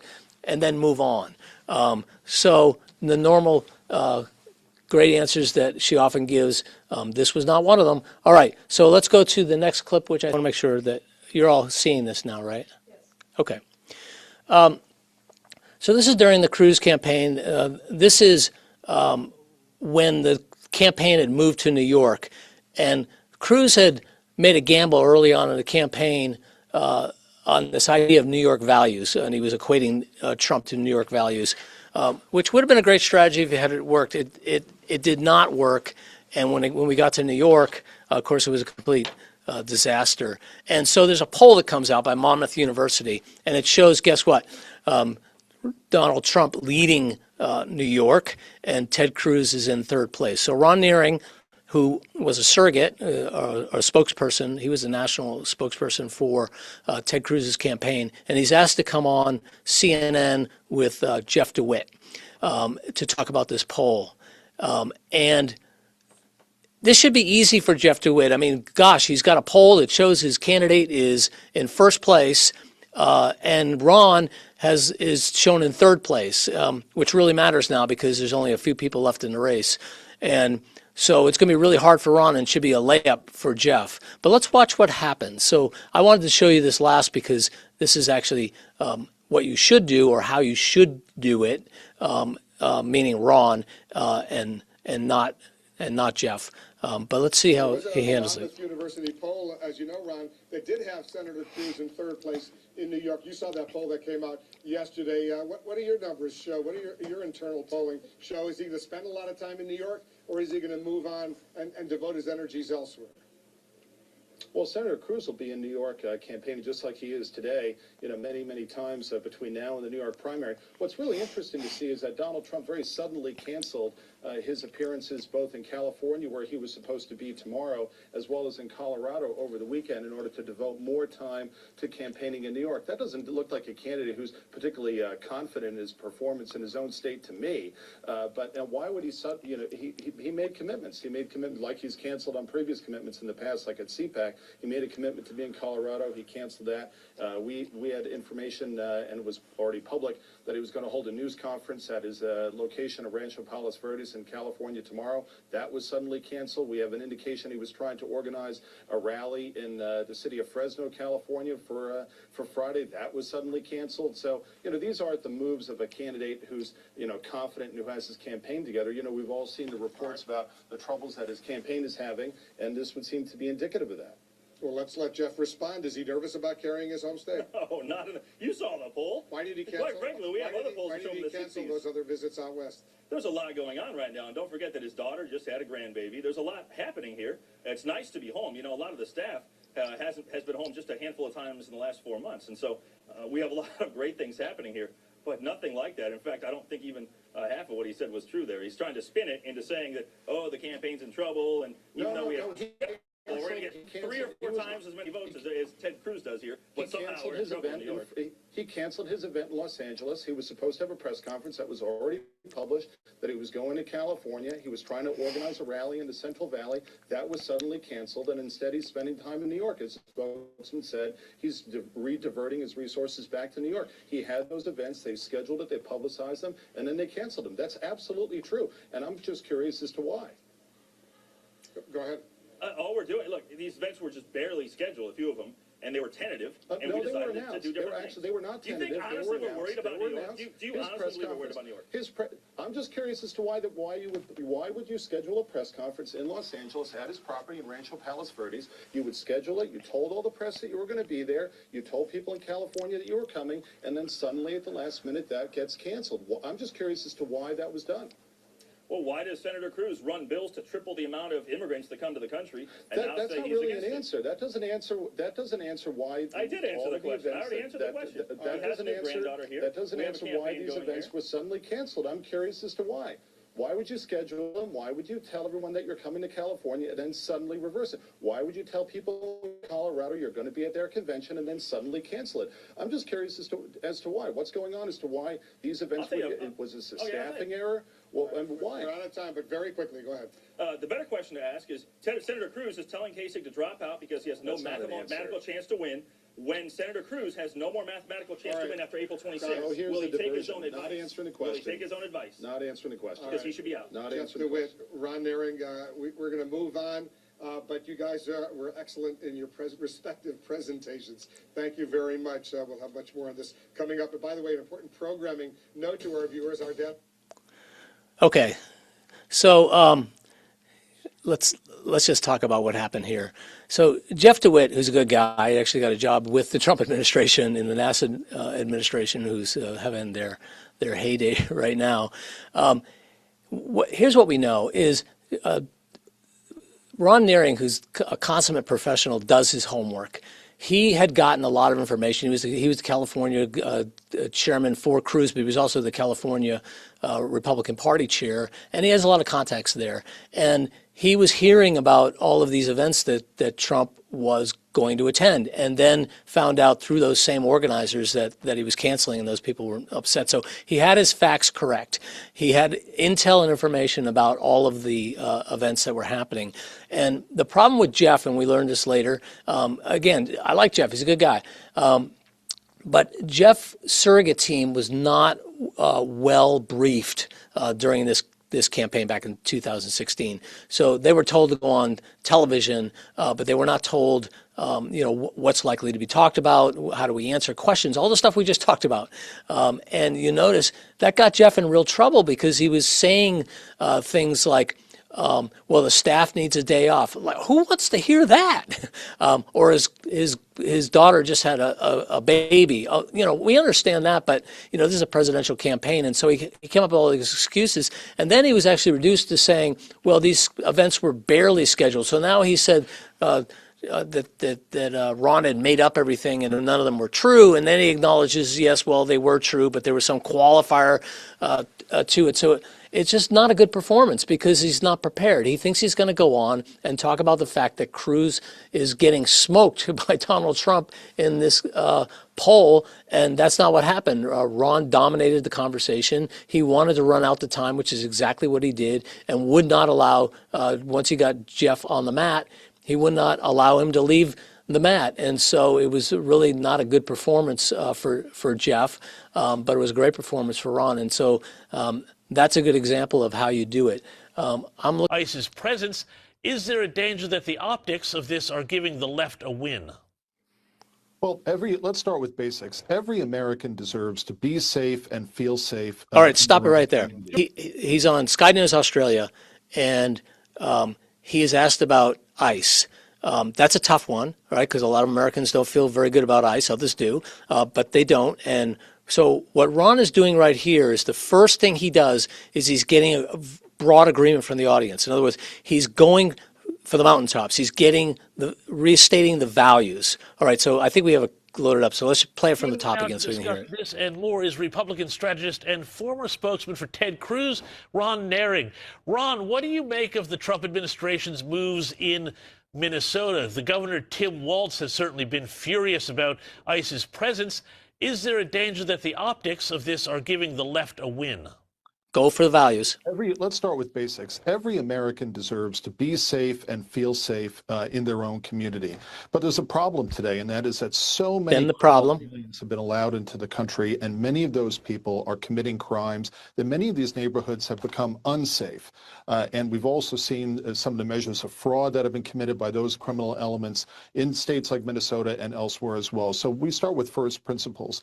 The Trump administration is going to continue to work hard. And the solution. Those people who are in the country illegally, who've committed violent crimes and other forms of crime, so to make our streets safe again, so to make our parks and the benefits of the voter and our neighborhoods safe once again. I think the Democrats will try to paint this as some type of win, but in the long term, the Democrats have to try to defend the fact that they are fundamentally opposed and now the contrast to a program to take people who are violent, criminals who are in the country illegally. We have the opportunity to send them out of the country where they will not make more Americans into victims of whatever crime they're committing. And this is the position which the Democratic Party finds itself in right now. They're reversing who the true victims are, which are the victims of these of criminal aliens who are committing crimes. Those are the people who the president's looking out for. Yeah. Okay. Okay. Pitch perfect, right? It's just so good, right? He first reinforces the value that all Americans care about. Second, he talks about the problem. Third, he talks about the solution. Then he talks about the contrast, the other side that's not doing it. And then he talks about who is being represented, who's being fought for. My time is up. I'm sorry about the technical difficulties. We're going to move on to Ryan Brann, who's the Director of Communications here at the Leadership Institute. From Ryan Brann, he is currently serving as the Director of Communication and Digital Training since 2022 here at Leadership Institute. He has organized more than 380 programs, resulting in over 6,000 graduates. Ryan first became involved in politics in 2015. He worked as an intern with the Maine Republican Party. With both in 2016 and 2017, he returned to the Maine GOP as the intern coordinator, and after graduating from the University of Maine in 2018, he was hired as a field director for Sean Moody for the governor campaign. He also ran as a House candidate for his state legislature in 2016, earning one of the highest vote counts as a Republican in a deep blue district. Ryan and his wife currently live in Arlington, Virginia. All right, I believe I'm live. Isaac, thank you for the introduction. Can everyone hear me okay before we get started this afternoon? I think we're good. Wonderful. Well, it was a pleasure to be here. Tough act to follow, Rick Tyler. Rick Tyler really is a titan when it comes to all the trainings we do here at the Leadership Institute. Just for context, I was born in 1995. Rick Tyler was the political director, I think, for the Maine Republican Party, the state of Maine, the year of my own birth. So it just shows how long he's been doing this. So I have a great amount of deference and admiration for the quality of content he brings to LI. A bit of backstory, too. I've been here for almost 7 years here at the Leadership Institute.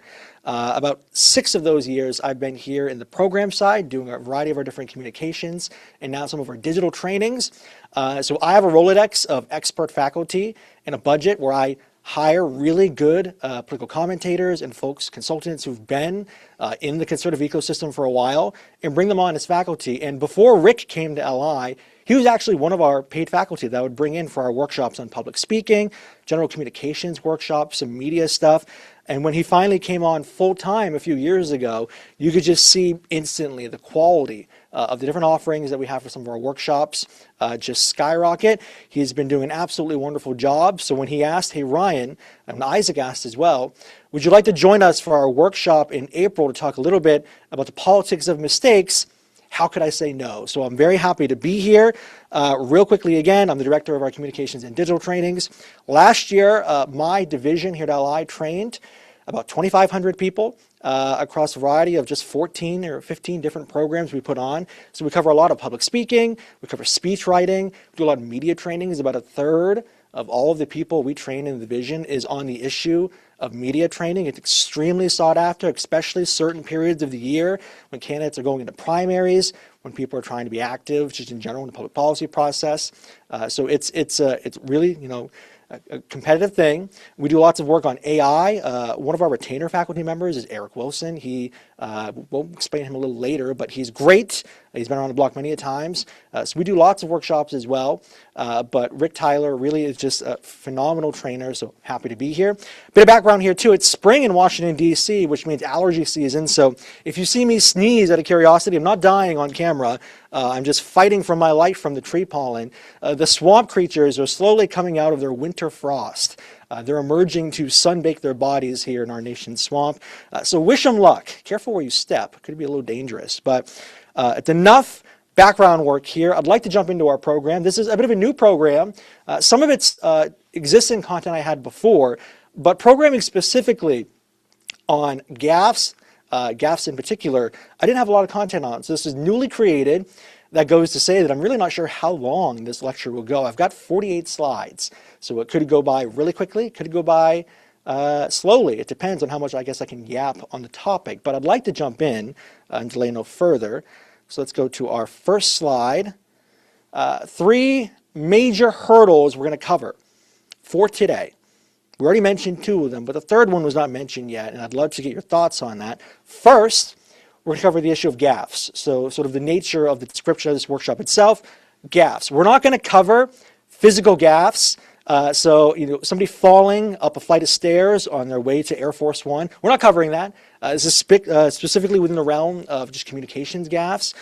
So if you have any candidates who look like they're shooting for a slapstick comedy movie when they navigate the campaign trail, they're not very coordinated. We're not covering those, although send them some Band-Aids their way and wish them luck. But strictly in the realm of comms.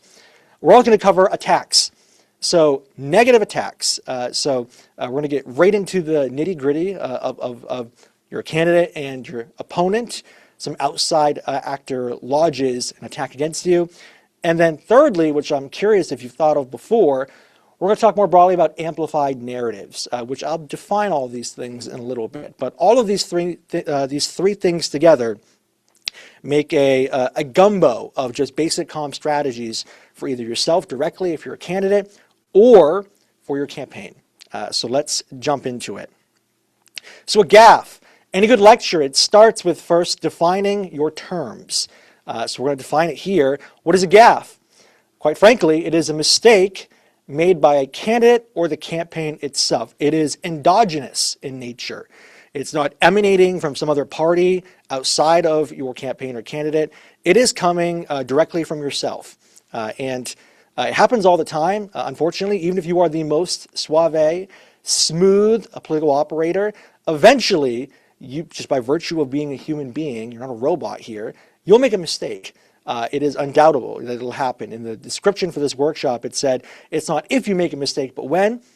It's how life works. And it's usually unintentional, but is politically, potentially politically damaging. So it's our definition for what a gaffe is, different types of gaffe that you widely encounter. There's a verbal slip. So you are a microphone shoved in your face and you misspeak or you use poor phrasing. Happens all of the time. I can also see it as a tone-deaf comment. So let's say that you're doing a town hall and you have a grieving parent ask you a question like, oh, we're talking about gun violence. I had a son who passed away to gun violence. What are your thoughts? And you jump into a comment that probably wasn't the best in terms of working the room with a little tone deaf. Who knows? A couple of options there. Or a hot mic moment. It happens all the time as well.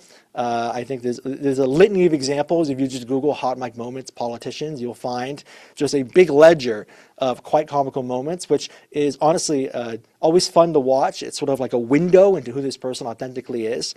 And then there's bad jokes or failed sarcasm.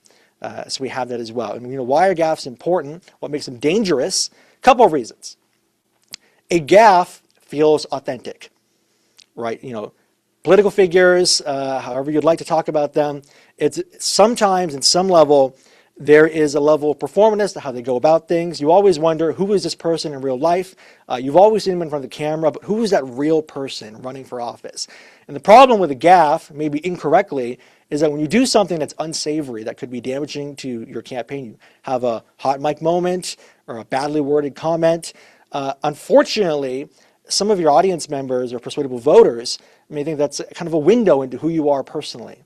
Probably isn't. It could just be a genuine mistake. But unfortunately, it has the impression of being an authentic bit of a comment from you. And that's why, one, it's dangerous. The second issue is that a gaffe can reinforce an existing doubt about the candidate. So a really good example of this would be Tim Walz. So Tim Walz, the conservatives tried very hard, and he helped us quite a bit on this too, to paint him as sort of a quote-unquote knucklehead, sort of a goofy, like whimsical, not very serious figure when it came to politics. So whenever he did something naturally, had some sort of gaffe that reiterated that narrative that he is a goofy guy, it just reinforced it. It was a very natural application, which made it so dangerous towards him. I think there was an example where he went shooting and he used a shotgun incorrectly. That's an example of just something that naturally fit into an existing doubt about the candidate. And then thirdly, gaffes are very easily clipped into a viral moment.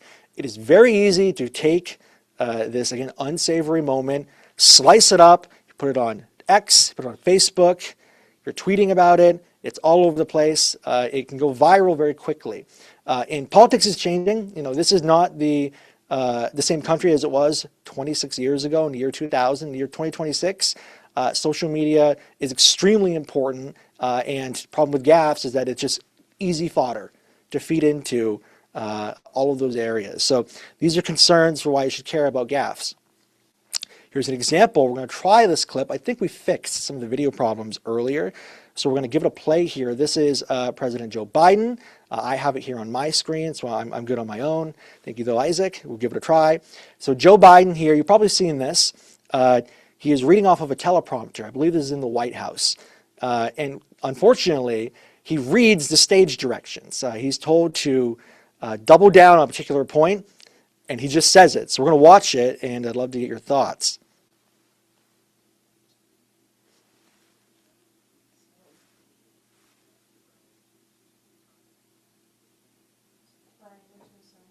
So I'm getting sound on mine. Here, hold on. We're going to go back a little bit. We'll try one more. In the chat, a quick question. How's the audio for you guys? Our first clip. So this is where we're going to do any additional fixes we need to do. We're going to try it one more time. Yeah, let's try it once more. Power. It is noteworthy that the percentage of women who register to vote and cast a ballot is consistently higher than the percentage of the men who do so. End of quote. Repeat the line. Damn it! Who typed a question mark on the teleprompter? For the last time, anything you put on that prompter, Burgundy will read. Women are not without electoral and or political, or maybe precise, it's not and or political power. Do you even know what you just said? Oh, great Odin's raven. All right, how'd he do? Bit of an oopsie. And this is a big problem because there was an existing narrative for President Biden that he was too old for office, that he was unfit for the vigors of the chief executive of the United States, that he couldn't handle it. His time has come to find a rocking chair somewhere in a quiet Florida resort and to put down his any interests or ambitions to continue being president of the United States. And conservatives were hammering on this, and this was a big problem.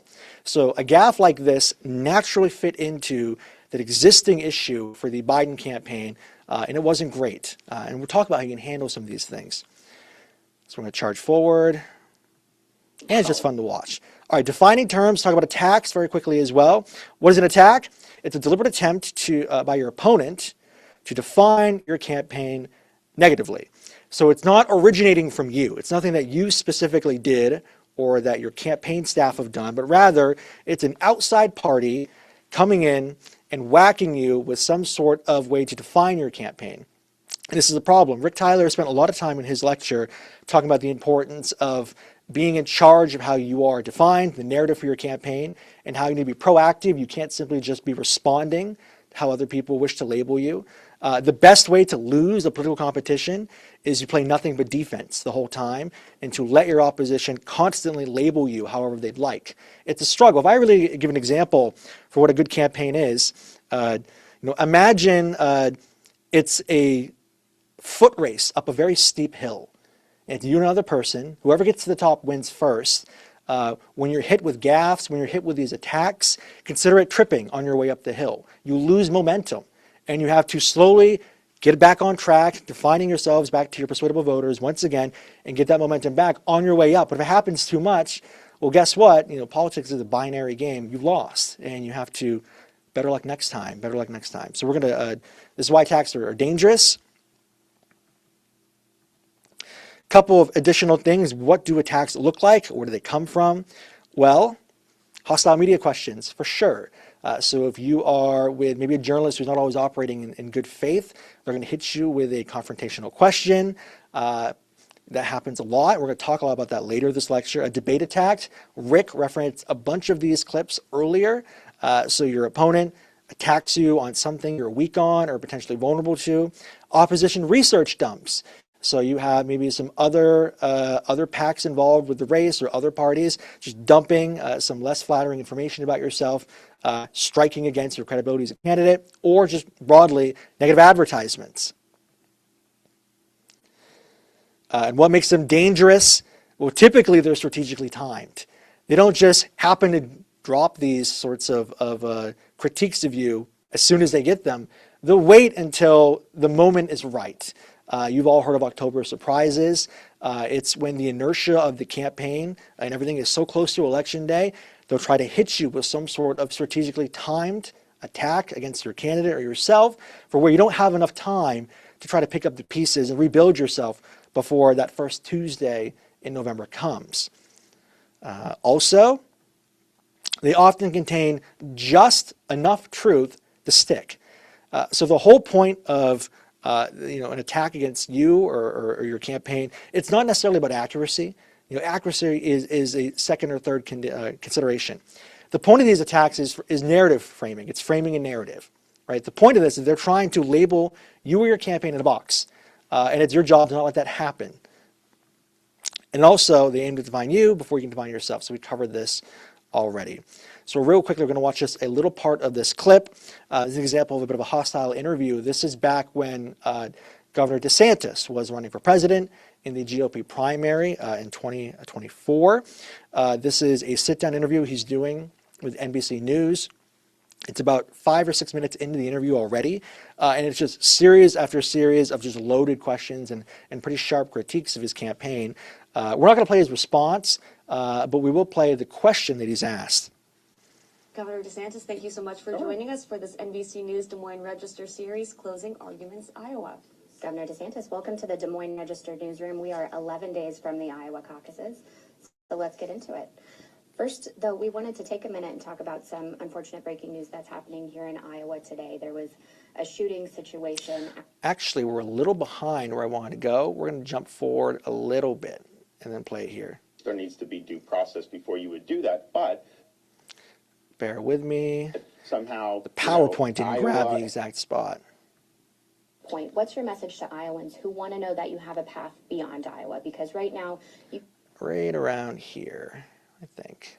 Do you want a candidate that's got a proven record of delivering big conservative wins on the issues that Iowa Republicans care about, and will be able to replicate that in Washington? I mean, there's a reason why Governor Reynolds endorsed me, because she's seen the success that we've had and the effectiveness that we've had, and she knows those policies similar to what she's championed in Iowa. If we can do that on the national level, we're going to turn this country around. Let's talk a bit about the trajectory of Here we your are. campaign. You started out as a top challenger to Trump, fighting for first place. Now, the majority of the energy of your team is really focused on fighting Nikki Haley. Can you admit you found yourself in a fight for second place? Wow. Nice to meet you. A fella can't sit down and get comfortable before some of these things come in. So again, not a very friendly question. You'll experience this in your campaign. So how do we go about it? Then finally, you might not consider this before, but I want to talk about, which is a growing phenomenon, especially with internet, which is an amplified narrative. So what is an amplified narrative? Something that can be concerned about. It's a minor moment that becomes a major story due to social media or just general media amplification. All right, and it's more and more of a problem as there is a leveling of where people get their news, legacy media, think what you will. A lot of people get their information from Facebook, from social media outlets now. And when you democratize the ability to comment and talk on stories, if something goes viral, and that's where most people, most persuadable voters get some of their information, that makes it dangerous. It can make it dangerous for your campaign. So examples of this, a viral video clip, media repetition. So maybe it's not that big of an issue, but it's repeated so often and so frequently that it becomes a much larger issue for your campaign. We're going to talk about one more click, if it wants to work with me, social media outrage cycles. And then also, it fits already existing narratives, so similar to what we had before. Now, I know you've seen this before because we have this clip. The Dean screen. Again, a bit before my time, but if you're 40 or above, you probably remember this, the Dean scream. This is about Howard Dean, the Howard Dean scream incident, commonly known as the Dean scream. It was an energetic scream by Howard Dean. He's the former governor of Vermont on January 19th, back in 2004, during a speech that he gave in a ballroom in West Des Moines, Iowa. So that night, the presidential candidate had just lost the Iowa caucus to John Kerry, but he wanted to reassure his supporters. So he then went about listing the states he would win to a raucous audience before screaming, well, I'm not even going to make the noise, you'll hear it. And this was a big deal. It's widely considered one of the first political memes to go viral online. National network and cable channels, they aired the clip, and I didn't know if this was true or not, but I believe it's true, 633 times within 4 days, 633 times, and 933 times, 37 times in 1 week. Now, for people who were in the room, so reporters who were on their beat and they were in the room attending this rally, they thought nothing of this. They had no idea this was going to be such a big deal. Like, it's a loud room. It's already, ambient volume is very loud. For everyone there, it seemed like a normal reaction. Nobody cared. But for the perspective of those who were just on the microphones outside looking in, well, it made it what it was. So we're going to watch this very quickly. You know something? You know something? If you had told us 1 year ago that we were going to come in third in Iowa, we would have given anything for that. And you know something? You know something? Not only are we going to New Hampshire, Tom Harkin, we're going to South Carolina and Oklahoma and Arizona and North Dakota and New Mexico. We're going to California and Texas and New York. And we're going to South Dakota and Oregon and Washington and Michigan. And then we're going to Washington, D.C. to take back the White House. Gets you going. Get that man in a locker room at the halftime show with a bunch of high schoolers playing football who need a pep rally. It gets me going. But unfortunately, not so great for the campaign. Now, he probably wasn't going to win anyways. Insiders within the campaign said, yeah, we probably weren't going to be successful regardless. So whether or not the scream had a meaningful impact, who knows? But generally, though, it wasn't seen as a charitable moment for him. A lot of people poked fun at him. In fact, I'm pretty sure like rap artists would sample that scream and put it into their music. Like they'd have him scream, and then the beat would come, and then they'd talk about whatever rap artists talk about. So not great, not great, and that happens all the time now. I don't have it included in this PowerPoint, but you'll notice memes about candidates like J.D. Vance. J.D. Vance has a lot of memes about him with the wig, where they have his face looking really big and puffy and crazy wigs. And he actually embraced it and turned it into an inside joke for himself as well. But this is a growing phenomenon with campaigns in the year 2026, so it's good to know how to handle them. So charging forward. All right, here's a good question to ask when trying to delineate what exactly we're dealing with. Is this about what we are saying? Is this about what they're saying? Or is this what everyone is saying? And if it's what we said, if this is an issue about what we said, it's a gaffe. If this is about what our opponent is saying towards us, well, it's an attack. But if this is what everyone is saying, not necessarily just from our opponent, but just everyone, well, then that is a media amplification. So those are our things defined. So then it kind of begs the question here, how do we respond to this? Like, what exactly do we do? How do we handle these three major types of verbal scenarios for our campaign? Well, we're going to go back to school. I wanted some sort of, in addition to just, this workshop, this PowerPoint is an aggregation of the comments of all of the faculty that we host here in my division who teach on the issue of comms, but I wanted some sort of academic mooring for this issue as well, because a lot of really heady people have thought about these things. So I would point you, in inspiration for part of this as well, to the book, Accounts, Excuses, and Apologies, A Theory of Image Restoration Strategies by William Benoit.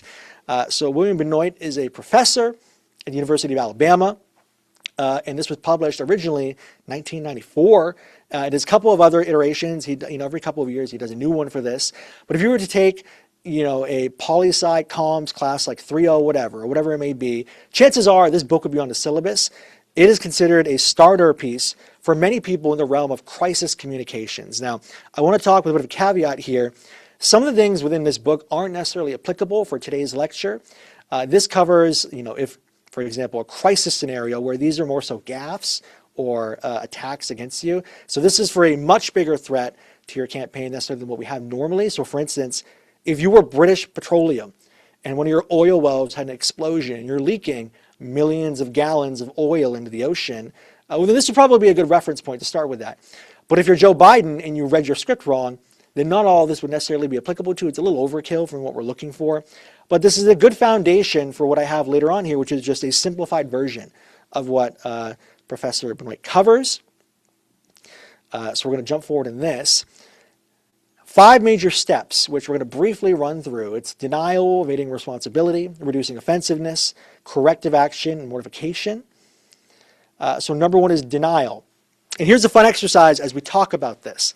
Do we have any parents on the Zoom call right here? We've got a couple hundred of you here on the Zoom session. If any parents in the room, imagine your 6-year-old, your 5-year-old maybe. Imagine your 5-year-old, you come home, you go into the kitchen, he is on a strict no snack schedule before dinner time, and you walk into the kitchen and you notice that the cookie jar in the kitchen is completely empty. Gone, barren, there's no cookies left.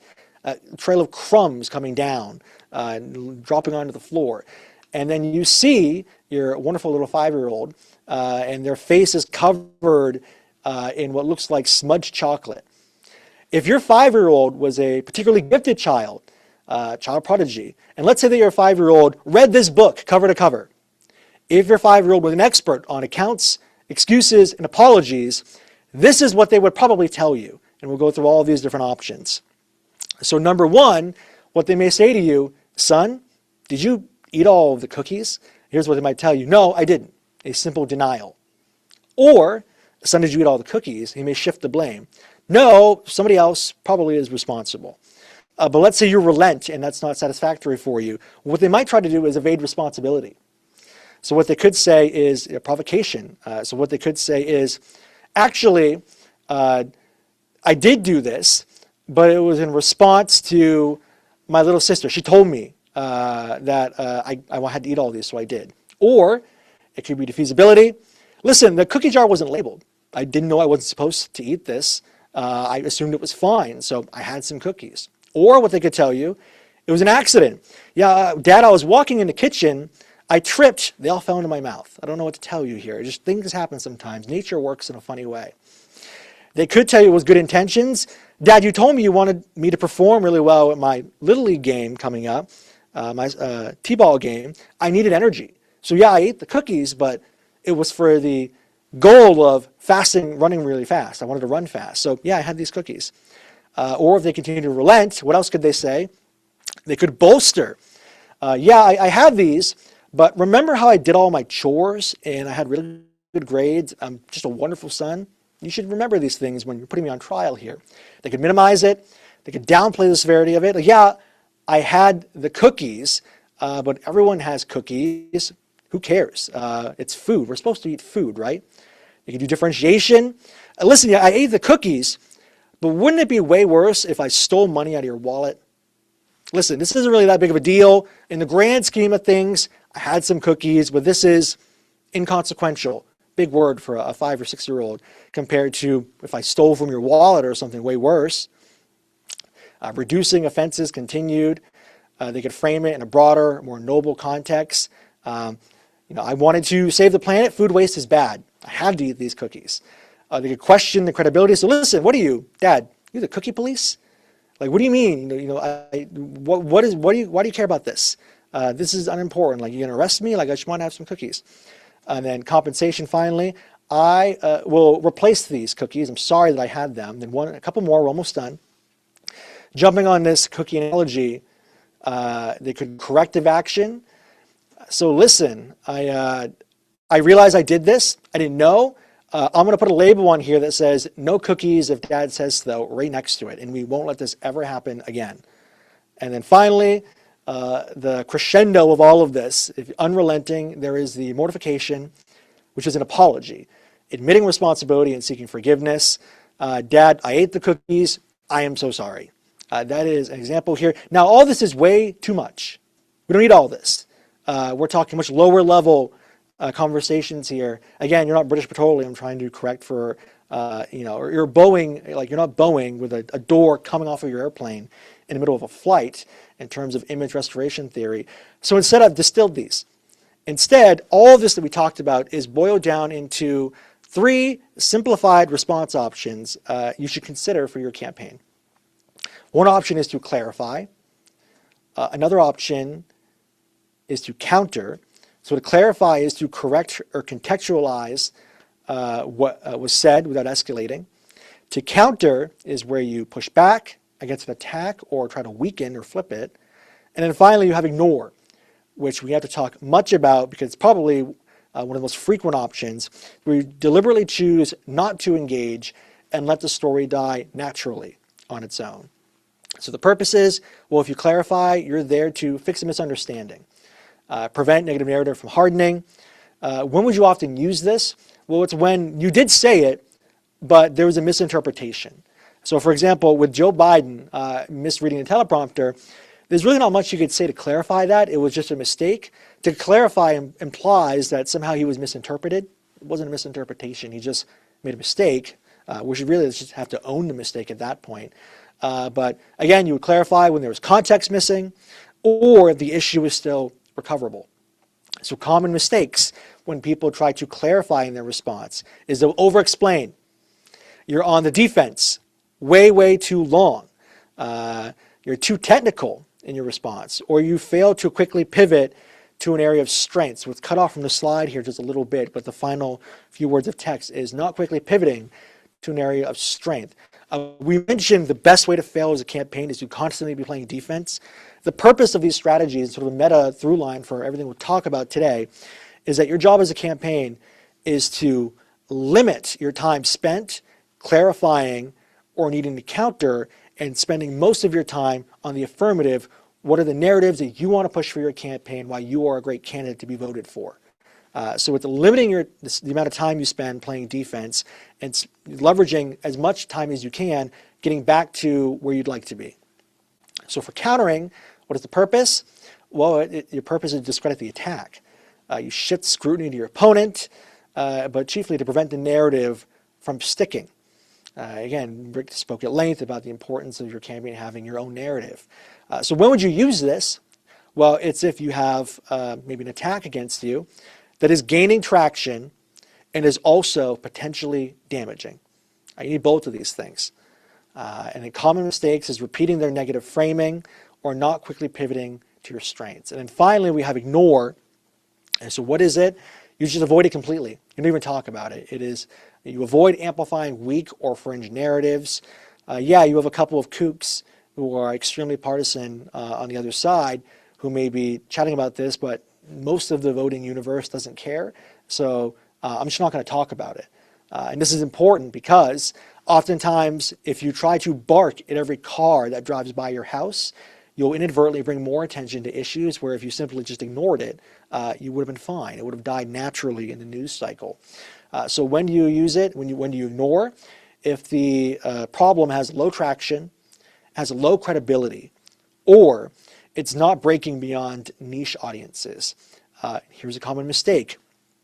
If you're ignoring something that's actually growing, which we have an example on this next slide for to be wary of, or if you wait too long to finally address, but that narrative is already hardened.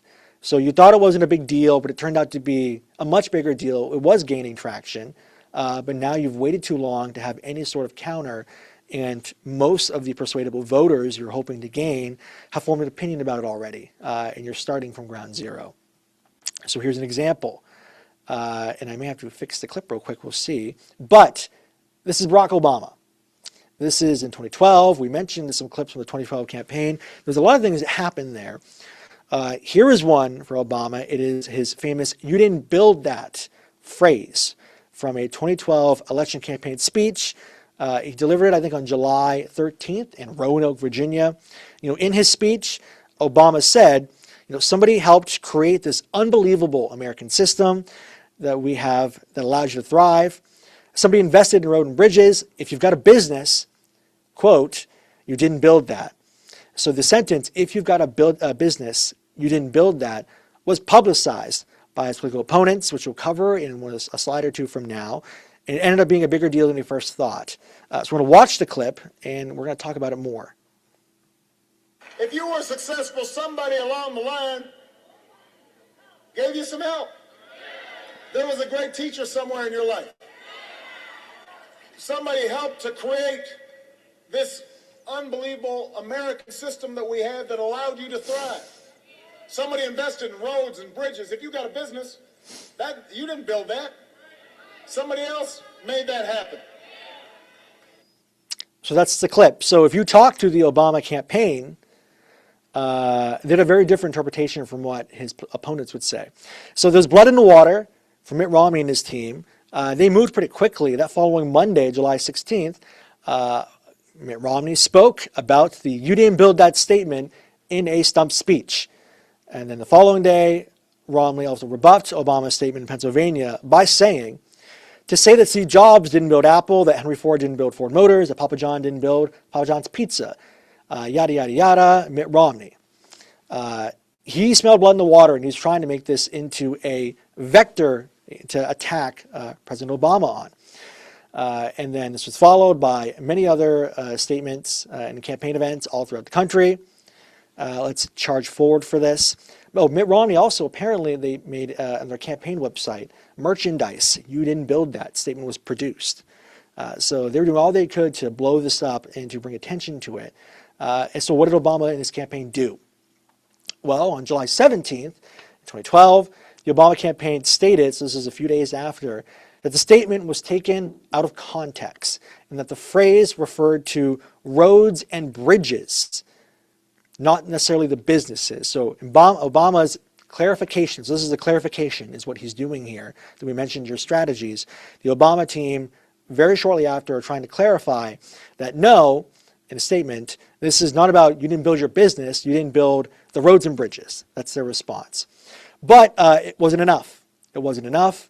The statement gained traction, and then the Obama campaign had to spend money running ads in specific targeted states like Virginia, in North Carolina, and in Florida, Ohio, and Iowa, and Nevada, where the Obama team directly countered Romney's claims because it was gaining traction there and they thought it was a concern. They had to spend actual campaign money. And in that ad, Obama looked to the camera and said, those ads taking my words about small business out of context, they're flat out wrong. Of course, Americans built their own business. So why is this a problem? He tried to do a brief clarification, but it wasn't enough. It blew up into a much larger issue. Now his team is spending money. They're playing defense. They're off message. A narrative is forming that Obama is anti-business. I'm pretty sure his original comments were a riff off of an Elizabeth Warren speech given not long before, and probably someone from his staff just plugged in similar sentiments into his comments, which then ultimately blew up. But it took him off message, and it was a net harm for the campaign. Now, he won still, but it wasn't a highlight for the Obama campaign. Something else to talk about. We're going to cover this clip too. This is on a hostile question from the media. This is J.D. Vance. This is similarly going back to the 2024 presidential campaign. This is CNN, I think Jake Tapper and Mike Pence, or not, excuse me, Jake Tapper and not Mike Pence, J.D. Vance here covering his comments about the crazy cat lady. I won't explain the clip, I'll play it, but what I want you to focus on are his stages of response. Now, this is a little bit different from our usual media training because most media interviews are between 3 to 5 minutes. This is sort of a one-on-one with Jake Tapper, so it's a much longer overall media interview. You wouldn't have the luxury of giving a 2-minute response necessarily if you are running for your state legislature or you're a smaller level campaign. You'd have a much shorter window to get your point across. So it's not a perfect proxy necessarily for your purposes, but the general structure of J.D. Vance's response is important here. So we're going to listen to it and we're going to talk about it. Welcome back. We just capped a very busy night here at the Democratic National. In the clip, I had to charge forward. It didn't capture at the right moment, so hang tight. That somehow the Democrats are the joyful part. But I want you to take a listen and get your reaction. Here it is. You know, Senator, when I deployed to Afghanistan, I didn't have kids then. Many of the men and women who went outside the wire with me didn't have kids either. But let me tell you, our commitment to the future of this country was pretty damn physical. What's your response? Well, my response, Jake, is that Pete Buttigieg has taken a sarcastic remark that I made 3 years ago and turned it into something to distract from the fact that his leadership has seen higher transportation costs, higher fuel costs, and higher food prices for American citizens all over our country. These guys act so focused on a sarcastic quip that I made that they ignore the fact that under Kamala Harris's leadership, Americans can't afford the basic necessities of a good life in this country. And so I appreciate that Pete Buttigieg pretends to be offended by what I said. I think Pete should be offended by the fact that under his leadership as Secretary of Transportation, the government took in $8 billion to build 7 electric vehicle charging facilities at a time when Americans are paying 45% more for the gas that transports them to work. That's what we should be focused on, and that's what we should be talking about. And it illustrates, Jake, my entire criticism of the Democratic approach here is they're focused on fake issues instead of the real record. And the real record is that Kamala Harris has made this country poorer. Donald Trump made the middle class richer, and he caused a lot of peace and prosperity to break out in this country and all over the world. It's a very simple contrast, and I wish the Democrats would focus on the issues. So what did he do here? He didn't spend 3 minutes playing defense the entire time, saying, well, what I really meant, honestly, I'm so sorry I said this. No, he minimized the attack. He addressed it and then pivoted into his broader campaign narratives and strategies where he had areas of strength.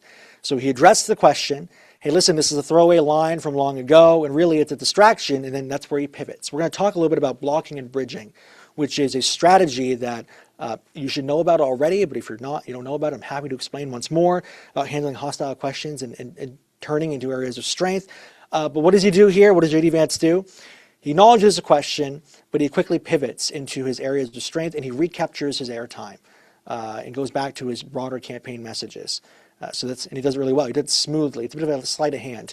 The better you are, the smoother you can do this. So we're now pivoting. We have about a half hour left to on-camera media strategies.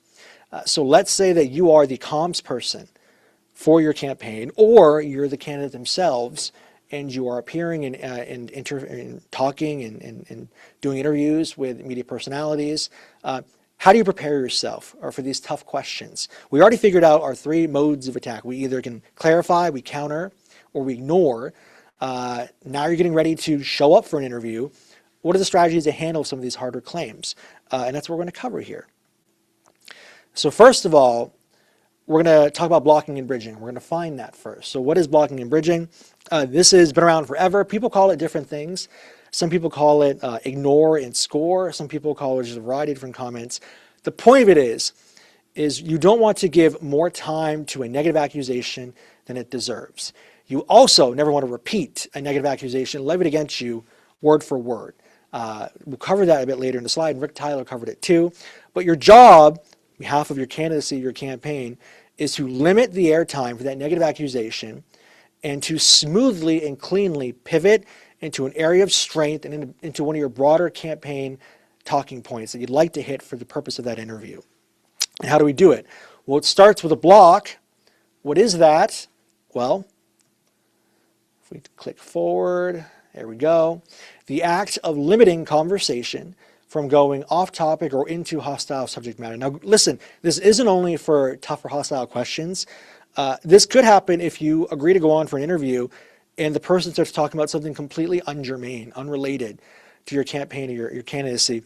You know, it's free media exposure to your audiences when you go on these shows. You're not paying for it, right? It's in earned media. So you have a chance to talk to persuadables. But if you go on to a show and the person talking to you, and hang tight, we have a bit of a, I think, an edit on the slide here. Let me do a refresh. Ooh, we might have this from me. Who knows? Could be one of the Zoom edits. We'll see. You guys see this too, out of curiosity? It might be like an edit by accident. We'll see if we can back out of it. We're going to charge forward. I think either host or panelists or moderators, we have the option to make notes in real time on the slides. It may be an accidental note on the screen. We'll see if we can swap that out. There we go. I think it's popping away. Point being is sometimes they're not even giving you a tough question. Sometimes they just don't know about what they're talking about. You'll notice that there's been a general atrophying of the media landscape. A lot of newsrooms have less money and less reporters overall. So there's a lot of people who are writing on these stories who have to cover multiple beats. If you go back to earlier years, long ago, they used to have people who were really experts, subject matter experts, on the topic they would write about, and that's all they talked about. So they could really get into the nuance of the conversation. But now, especially for these smaller outlets, you'll have one person having to write about a ton of different things. So sometimes they'll ask you questions that aren't really germane to the point of your interview. So this is useful for that too, because it lets you ignore squandering your precious airtime on something not really relevant to you and getting back to your areas of focus where you and your comms team want to just hammer out those major points, those major campaign narratives. So how do we do it? Block and bridge.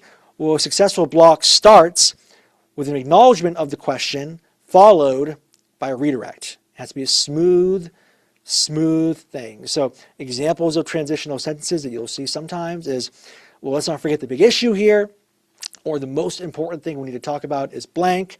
That's an interesting point, but something else I really want to bring up, X, yada, yada, yada. There's really an unlimited amount of ways you can do this. There's no set way you can do it. But the point is to help make that transition for you. And there's transitional sentences. But this is a dangerous game, because if you do this poorly, it reflects terribly on you. You don't even have to be running for office. If you're just somebody who, I have a clip here of a guy in charge of a candy company.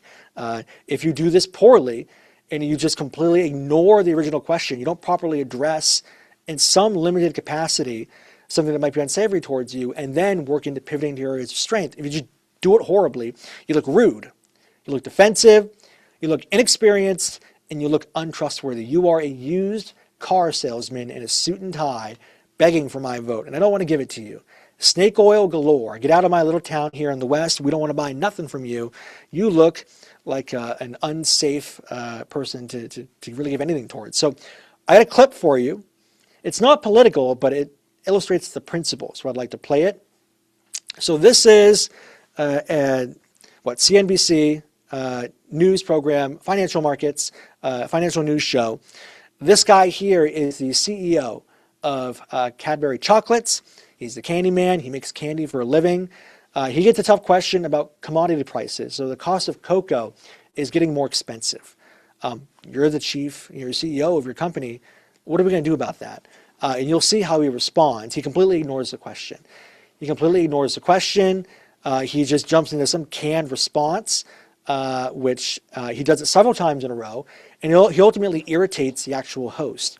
So he just ignores the question so many times that the hosts become irritated, and this small moment in the interview engulfs and consumes the rest of his time on air. And he looks terrible for it. It's like taking the Band-Aid slowly off and smacking it back on once again. So he looks very comfortable. He looks like he's had PR training. He's very smooth and relaxed, but just the literal words of his mouth are terrible. It's like, Ryan, your company makes candy. Cocoa prices are getting more expensive. Your commodities are getting more expensive. How are you going to deal with that? Well, for lunch today, I had a ham sandwich, and it was quite delicious. It was just completely unrelated. This is what he does. We're going to watch the clip. I'd love to get your thoughts. So one more click. Here we go.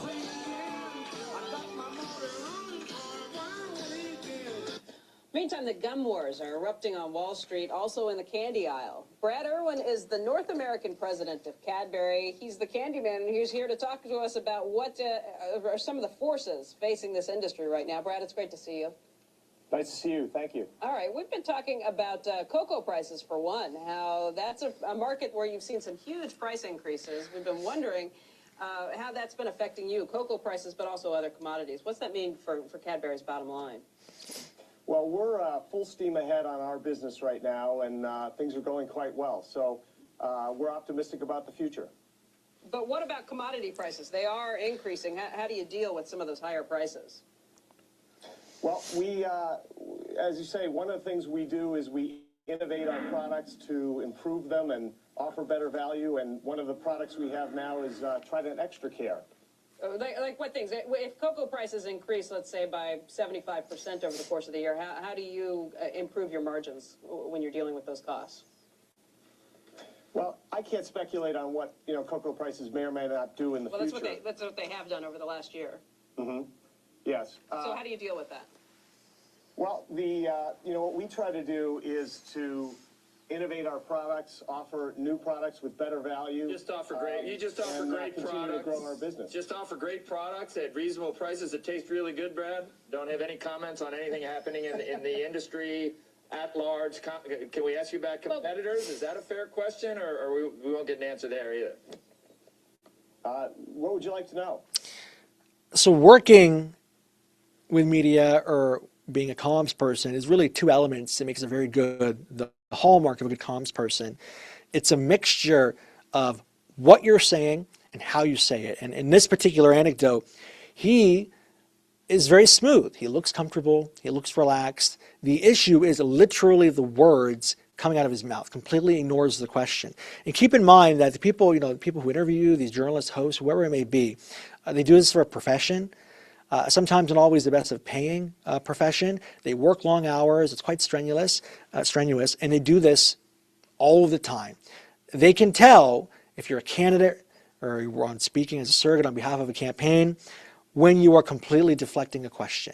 And if you do so too flagrantly, you'll end up potentially getting their ire, and you'll be an irritated host looking to take this small issue and have it consume your entire interview. So the cautionary tale of what not to do here, there's a way he could have handled that. He could have said something. Do his due diligence, pay the toll before you bridge across into some area of strength, and he didn't do this. So we're going to charge forward. Talk about blocking and bridging. Let's talk about the bridge. It's the act of introducing a new topic or talking point favorable to the campaign. So let's say that you acknowledge the question, you transitioned with a transition sentence. What is the bridge? How do you go about that bridge to your next point? Well, it's something you have to practice. The smoother, the better. People who are very good at doing this will do so smoothly. You don't even realize this is what they're doing. A great example I'd like to point to, and Rick actually mentioned this partially in his earlier slides in terms of the White House press secretary. This is exclusively what press secretaries do for a living. Their job is to defend their principal, which is the admin, which is the president of the United States. Doesn't matter if you're a team blue or a team red. When you talk to the White House press secretary, their purpose is to defend their boss, the administration. Right? You should never look to a White House press secretary as the ultimate arbiter of truth necessarily. Their job is to defend their boss, the President of the United States. And I personally always found Kayleigh McEnany being the Mike Tyson, 900-pound gorilla of the arena, someone who was very, very good at doing this. She did so smoothly, you don't even notice that it's happening. And we have a clip of her.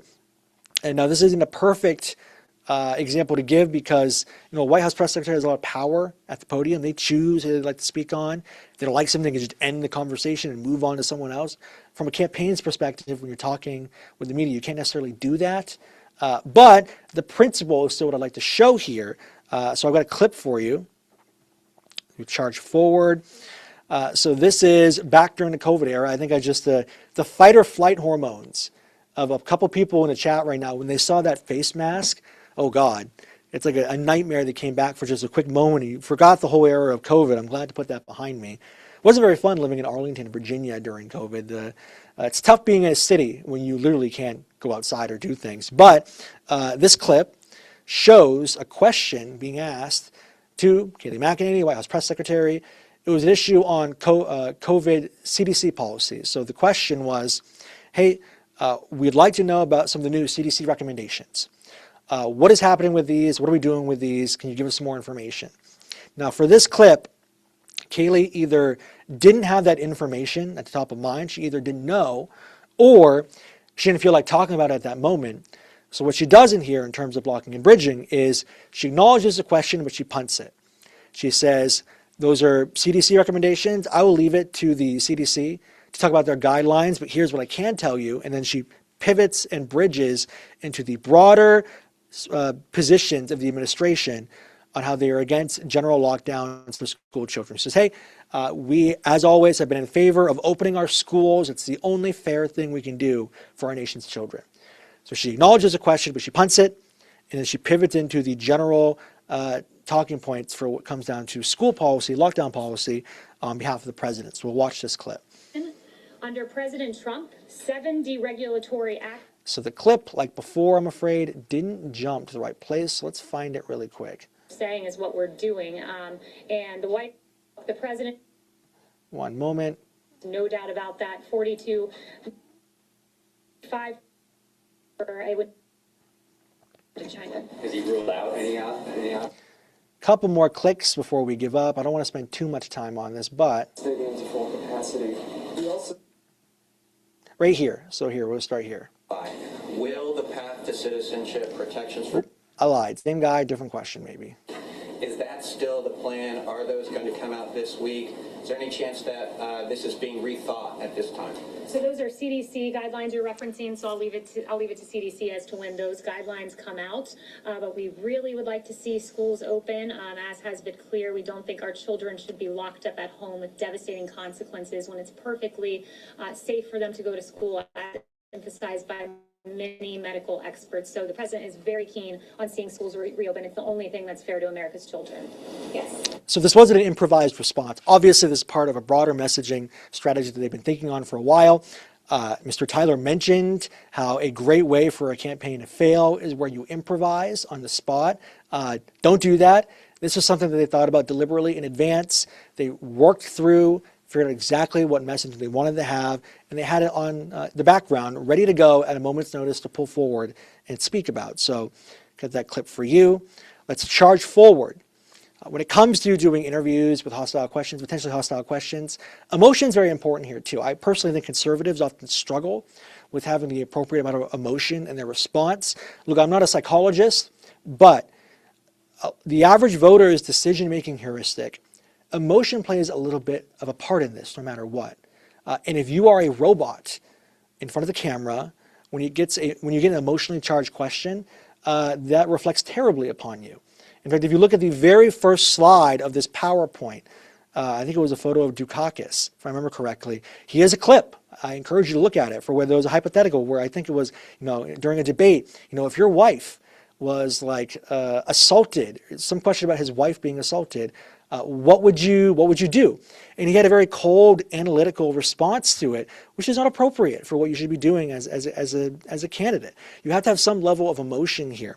A more recent example of this, because otherwise, if you don't, it just makes you seem cold and uncaring. There's another example too for where not long ago George Stephanopoulos had a sit-down interview with why am I forgetting her name? Congress lady out of South Carolina. She's running for governor. Why am I forgetting her name? Nancy Mace. That's right. My wife's family is from South Carolina. I should know that. Nancy Mace. So there was a sit-down interview with Nancy Mace. George Stephanopoulos was there. It was a question during election time. It was about Trump. Nancy Mace has been very open, talking about how in her past she was a victim of abuse and sexual assault. So what the question she gets from George Stephanopoulos, basically, if you want me to summarize it, is, Congresswoman Mace, we see that you're supporting nominee Trump, wants to be presidential candidate, former President Trump. He's been accused of being a sexual assaulter. Congresswoman Mace, you yourself have been sexually assaulted. Doesn't that make you a huge hypocrite? That was basically the question that she was asked. Extremely inflammatory, grossly inappropriate. Like, hey, aren't you just inappropriate? Her response was not, well, no, I don't think I am a hypocrite at all. That's quite silly. Like, no, she had some emotional outrage in her response.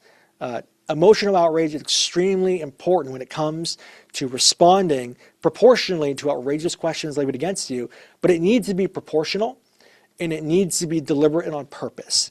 You shouldn't be pounding your fist into the podium. That, of course, won't look good. But if you get asked an outrageous question, you're allowed to respond in kind proportionally to the level of outrage that you've received. There's a very good example of this, which I didn't include, which Rick Tyler would know very intimately because he used to be a comms person for Mr. Newt Gingrich in 2012. Former Speaker Gingrich was running for president. It was in South Carolina. There was a GOP primary debate in South Carolina. A CNN event, very first question of the evening, the CNN personality, I forget his name off the top of my head, goes to Newt Gingrich and says, hey, we heard you have an open marriage with your wife. Does that make you a bad person? Essentially is what the question was. Very first question, deep into this, the primary. And what did Newt Gingrich do? Did he say, no, I don't think I'm a bad person, and then leave it there? He responded with emotional outrage. And he has a nice answer. I encourage you to go Google it. I tried to embed it in this PowerPoint, but I think there are restrictions on the clip that I particularly was looking at on YouTube. It wouldn't actually play or load, so I didn't include it here, but I encourage you to Google it. He has a long response for where this is just an outrageous example of the drive-by media, leftist bias. We are having a presidential debate, and for you to drag this mud into the room is outrageous. He ends up getting a standing ovation, I believe, from the entire auditorium. And most of the conversation about that debate in the spin areas and later on was about how good of a response Mr. Gingrich had. So he did the right thing in that moment. Yeah, he had some outrage, but it was expected and should have been done. So keep this in mind while you're going through and responding to negative accusations. If it is a personal attack against your character, there should be a little outrage there, because it's an outrageous question. Also, Rick mentioned this a couple times as well, you should never repeat a negative accusation. Never. You're adopting, this is like debate tactics 101, but negative accusations, I am not a psychologist, but when the literal accusation levied against you is spoken out of your mouth, word for word, verbatim, it gives it legitimacy. It gives it legitimacy. Now, you could say that is simply untrue, or that is ridiculous, or that's the farthest thing from the truth I've ever heard. However you wish to, whatever variation you'd like to say. But to repeat the entire claim gives it ammunition. And I'll show you a cautionary tale. So this is Governor Chris Christie. At the time, he was governor of New Jersey. This is Bridgegate. So the charge against Governor Chris Christie of New Jersey at the time was that using his powers, his executive powers in New Jersey, that he shut down a bridge in New Jersey where the traffic on the bridge, where in the midst of his political adversaries or opponents were crossing it, and he stranded them on the bridge for an extended period of time. It's like, hey, This is the governor using his powers to strand you in the middle of some bridge for some period of time. And the charge against him is that he was a bully. This is a bully tactic from the governor's office. And here we have a video clip of Mr. Christie in the, I think, the New Jersey legislature, and he addresses the question. It's a 2-minute response. It's a good response. It wasn't bad. He says, hey, I'm a lot of things. Some people call me rough. That's fair. But I'll tell you what I'm not. I'm not a bully. But he repeats the claim a couple of times over. I'm going to show you why it's a dangerous proposition. So let's watch the clip. Politics ain't beanbag. Okay, and everybody in the country who engages in politics knows that. On the other hand, that's very, very different than saying that, you know, someone's a bully. I have very heated discussions and arguments with people in my own party and on the other side of the aisle. I feel passionately about issues, and I don't hide my emotions from people. I am not a focus group tested, blow-dried candidate or governor. Now, that has always made some people, as you know, uneasy. Some people like that style, some people don't. And I've always said, I think you asked me a question day after the election, are you willing to change your style in order to appeal to a broader audience? And I think I said no, because I am who I am, but I am not a bully. Imagine if you are someone who doesn't really follow politics, not very political in nature. You're on your way to work, you pass by a little newsstand, you buy your usual morning bagel, as one does. And on the newsstand, you see a stack of papers, USA Today Weekend. Oh, what is this? Christie in big, bold quotes. I am not a bully. Now, I don't know if you ever dealt with a bully before, but what does 100% of all bullies ever say when you accuse them of being a bully? They say they're not a bully. The problem is that now you have his name with a quote, with the accusation levied against him. It's a cautionary tale. You don't repeat the negative accusations. You don't have, it's just a calm strategy 101. Lots of ways you could diffuse it, but that is one way that you should not. So a cautionary tale. I have another clip, which I'd like to talk about when it comes to whether you should handle some of this stuff. And this is on Christine O'Donnell. Now, a bit of backstory for her. Are you guys familiar with the Streisand effect? It's a principle for where the more you try to cover something up, sometimes you inadvertently bring more attention to it. We covered this a little bit already in the beginning of this PowerPoint. The backstory is that I believe, if my facts are correct, in the 70s, some magazine published a bunch of very large aerial photos of these beautiful houses on the California coast. And amongst all of these photos, one of the houses belonged, if I know my facts correctly, to Barbra Streisand. They weren't labeled. It didn't have a big sign that said Barbra Streisand lives here. Nothing was labeled at all. It just was a nice coastline of beautiful houses. So you would be none the wiser should you open up this magazine and see it to think that a celebrity had lived there. Now, somehow either Barbra Streisand herself or her team saw that this photo was included of her house, and they tried to move mountains to get it removed. They made a big fuss about it. But because they made such a fuss, it ended up bringing a ton of attention to the photo. And now everyone knows, oh yeah, that's where Barbra Streisand lives. You inadvertently, because you say you're not allowed to see this, everyone then wanted to go see it. There's a question that happens at every campaign, and the question is, what things do we choose to ignore and what do we address? And we covered it a little bit earlier on for where, is it gaining traction? Or do we risk bringing more salience to it by addressing it? We covered a little bit of that already. Really, it's the work of an experienced comms person. There's no substitute for experience when it comes to making those deliberate decisions as to what we pay attention to and what do we ignore, let the news cycle take over. That's what you've got to do. It's a hallmark of a good comms person, because there's no one silver bullet, no panacea that fixes everything. Here's an example of someone doing the exact opposite of what they should do. They repeat the negative accusation and they bring more attention to it. Her name is Christine O'Donnell. Now, if you remember, in 2008, Barack Obama wins the presidency. He then goes forward and taps Joe Biden to be his vice president. Joe Biden was a senator out of Delaware. There was a vacancy. They had an election for this open Senate seat in Delaware. And at the time, Christine O'Donnell was the candidate running for this. This was sort of the earlier years of the Tea Party movement, Christian conservative, but there was a problem. Apparently in her past, she had dabbled a little bit in the occult. She dabbled in her time in the past in witchcraft. She never joined a coven, but I dabbled in witchcraft. I hung around people who were doing these things. I'm not making this stuff up.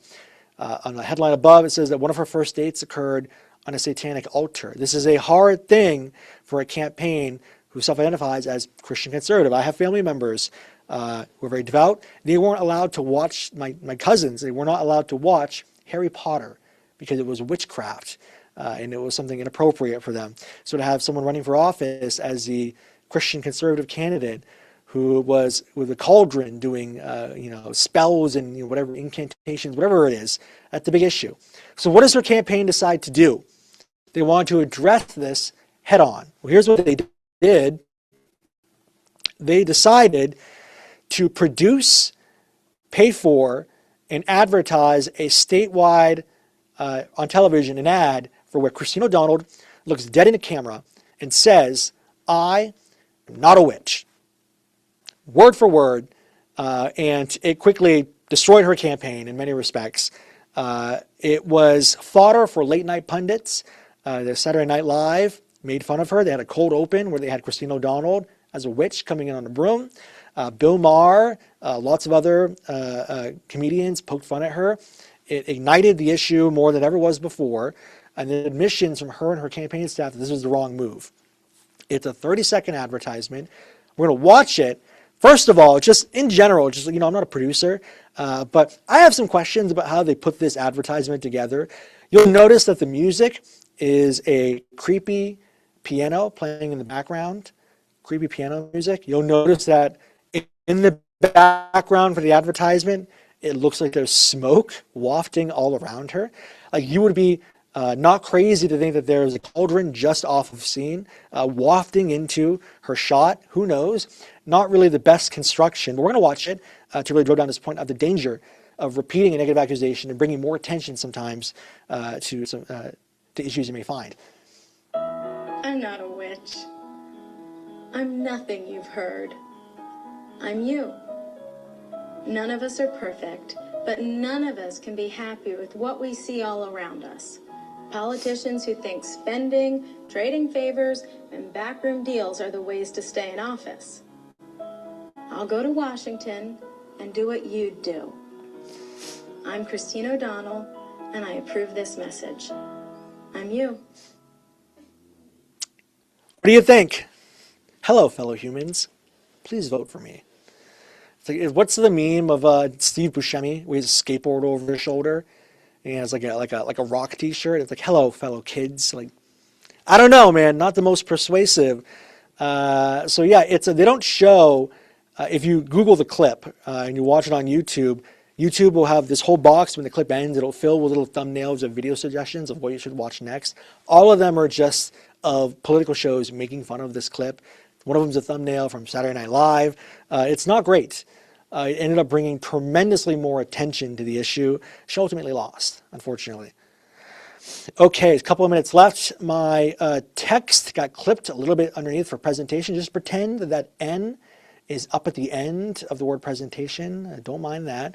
But a couple of slides before we end, because I know that we are around 2:53 right now.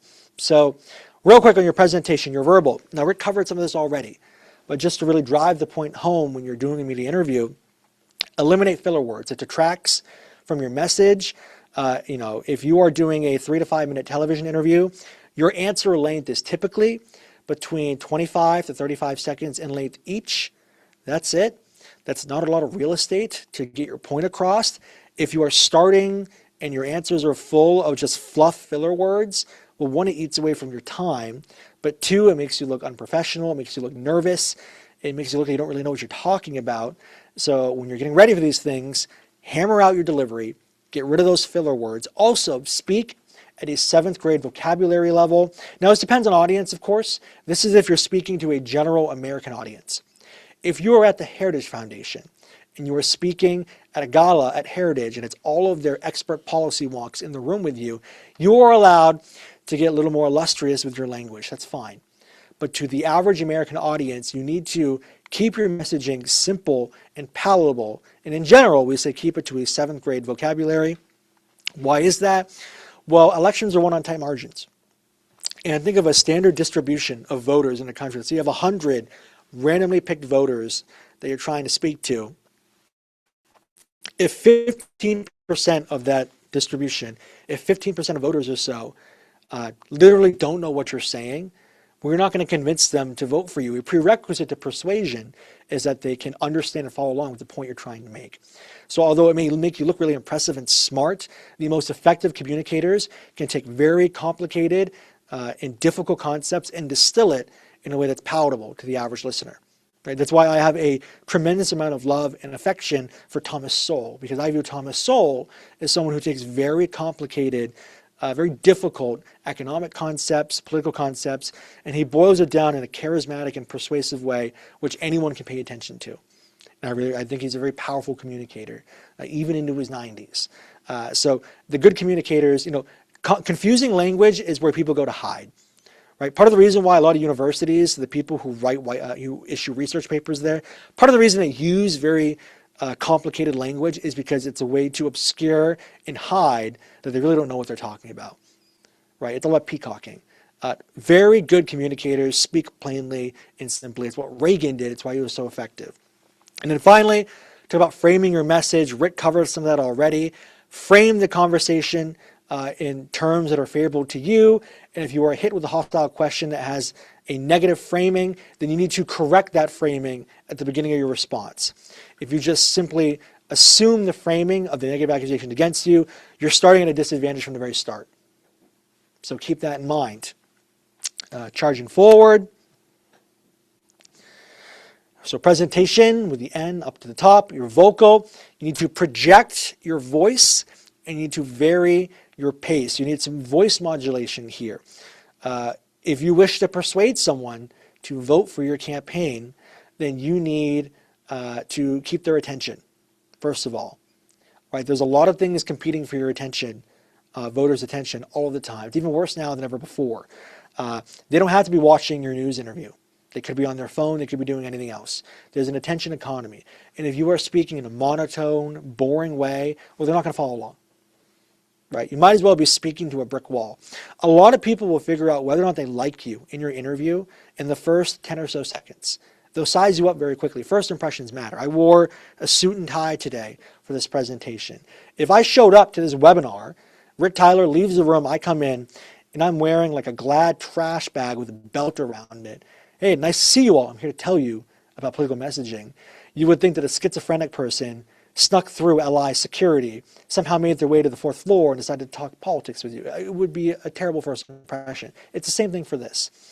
So you need strong first impression, and that includes your delivery, because people will make those snap judgments, unfortunately. And then just 2 or 3 slides left as we chug along. Visual, sit up tall, so straight up and down. Let's see if you're doing a remote media appearance, or you're tuning into a set to do an interview. You want to sit up tall. If you are doing remote style media interview, so for here, this is over Zoom. So if you were tuning in via Zoom for an interview, you want eye contact with the camera the whole time. You'll notice if I look up or look down or look to the sides, if I'm doing a 3 to 5 minute media interview, this is very jarring and looks unprofessional. It detracts from my interview. It's very weird to stare at a camera lens the entire time while you're speaking with media, but you have to because it looks very unprofessional if you don't. Remember to master your opening smile for your media appearance. You need to know what your resting facial expression is when you're not actively speaking, when you're going on for an interview. DeSantis had a hard time with this, in my opinion. You'll notice during the GOP presidential debates, he'd have a great point. He'd have a tremendous message, but as soon as he got done talking, he started doing some weird stuff with his face when he wasn't actively speaking. You have to know what you look like when you're not actively saying something. My example for you is that if you watch a boxing match, what do boxers do with their arms when they're not actively punching? They're in a guard position. When you're doing a media interview, you need to have some resting home base that your face reverts to when you're not actively speaking. And then gestures shouldn't be flying. Your hand gestures, if you're sized up this way, they shouldn't be flying in and out of frame. This is more so media training, which we have separate lectures for. I don't want to spend too much time on this. General presentation tips. We don't need to cover too much on this other than dress the part. We have lots of content that we won't cover today. If you'd like to look your best for a media interview, we host these workshops at least once a month. I encourage you to come join those. Those are 3-hour programs dedicated entirely to drafting talking points, to having a polite and friendly demeanor, to answering hostile questions. We won't cover any of that for today's lecture, although it's included here. I had it just in case we didn't have enough time. But we're almost at the 3 o'clock hour. So finally, an example of some uncomfortable men. Even though they look uncomfortable, they do look good on camera. So although it may look goofy for the outsider, on camera it looks great. So that's all we have time for. That's 3 o'clock. So I'm done, really. So I guess I'll ask our lovely moderators, what's next? All right, let me get that. So thank you all, guys. I'm going to take over for this quick little exit survey. We appreciate all of you coming out. We just want to re-showcase kind of the upcoming programs that we have going on. I'm taking over additionally because I did want to mention in the chat, if you saw it, we were constantly kind of pushing out our link tree as well as our LinkedIn profile. Rick goes into extensive detail every single Friday on different communications and campaign tips. It's something that he's been an expert in. It's something that people enjoy and seeing more information on, similar to this workshop. And as Ryan said, we will also be happy to showcase kind of their programs and things going on within the communications department. They do a fantastic job preparing people not just for interviews, but to how to handle yourself on a camera. It's a great department, great programs. I highly recommend you guys check them out. But for our department, for the Advanced School Politics, here you'll see the link tree that we had additionally in the beginning of the program, as well as kind of an overview for our calendar. So that concludes the Politics of Mistakes workshop. Thank you again to Isaac, Ryan, and Rick for all joining today and making sure that everything ran smoothly. And a final reminder, yes, we will be sending out a copy of the recording. We want to make some edits so some of the technical difficulties get cut out and make sure that everything looks smooth and easy to digest. And we will try to send that out by the end of the week. If you have any other questions about programs or things of that nature, we'll also be sending out contact information for the team. And if Ryan is open to it, we'll send out his confirmation or contact information if you have any questions and you want to follow up from this presentation. So again, thank you, everyone. Thank you so much for joining. And we look forward to continuing these workshops every 2 weeks. So thank you.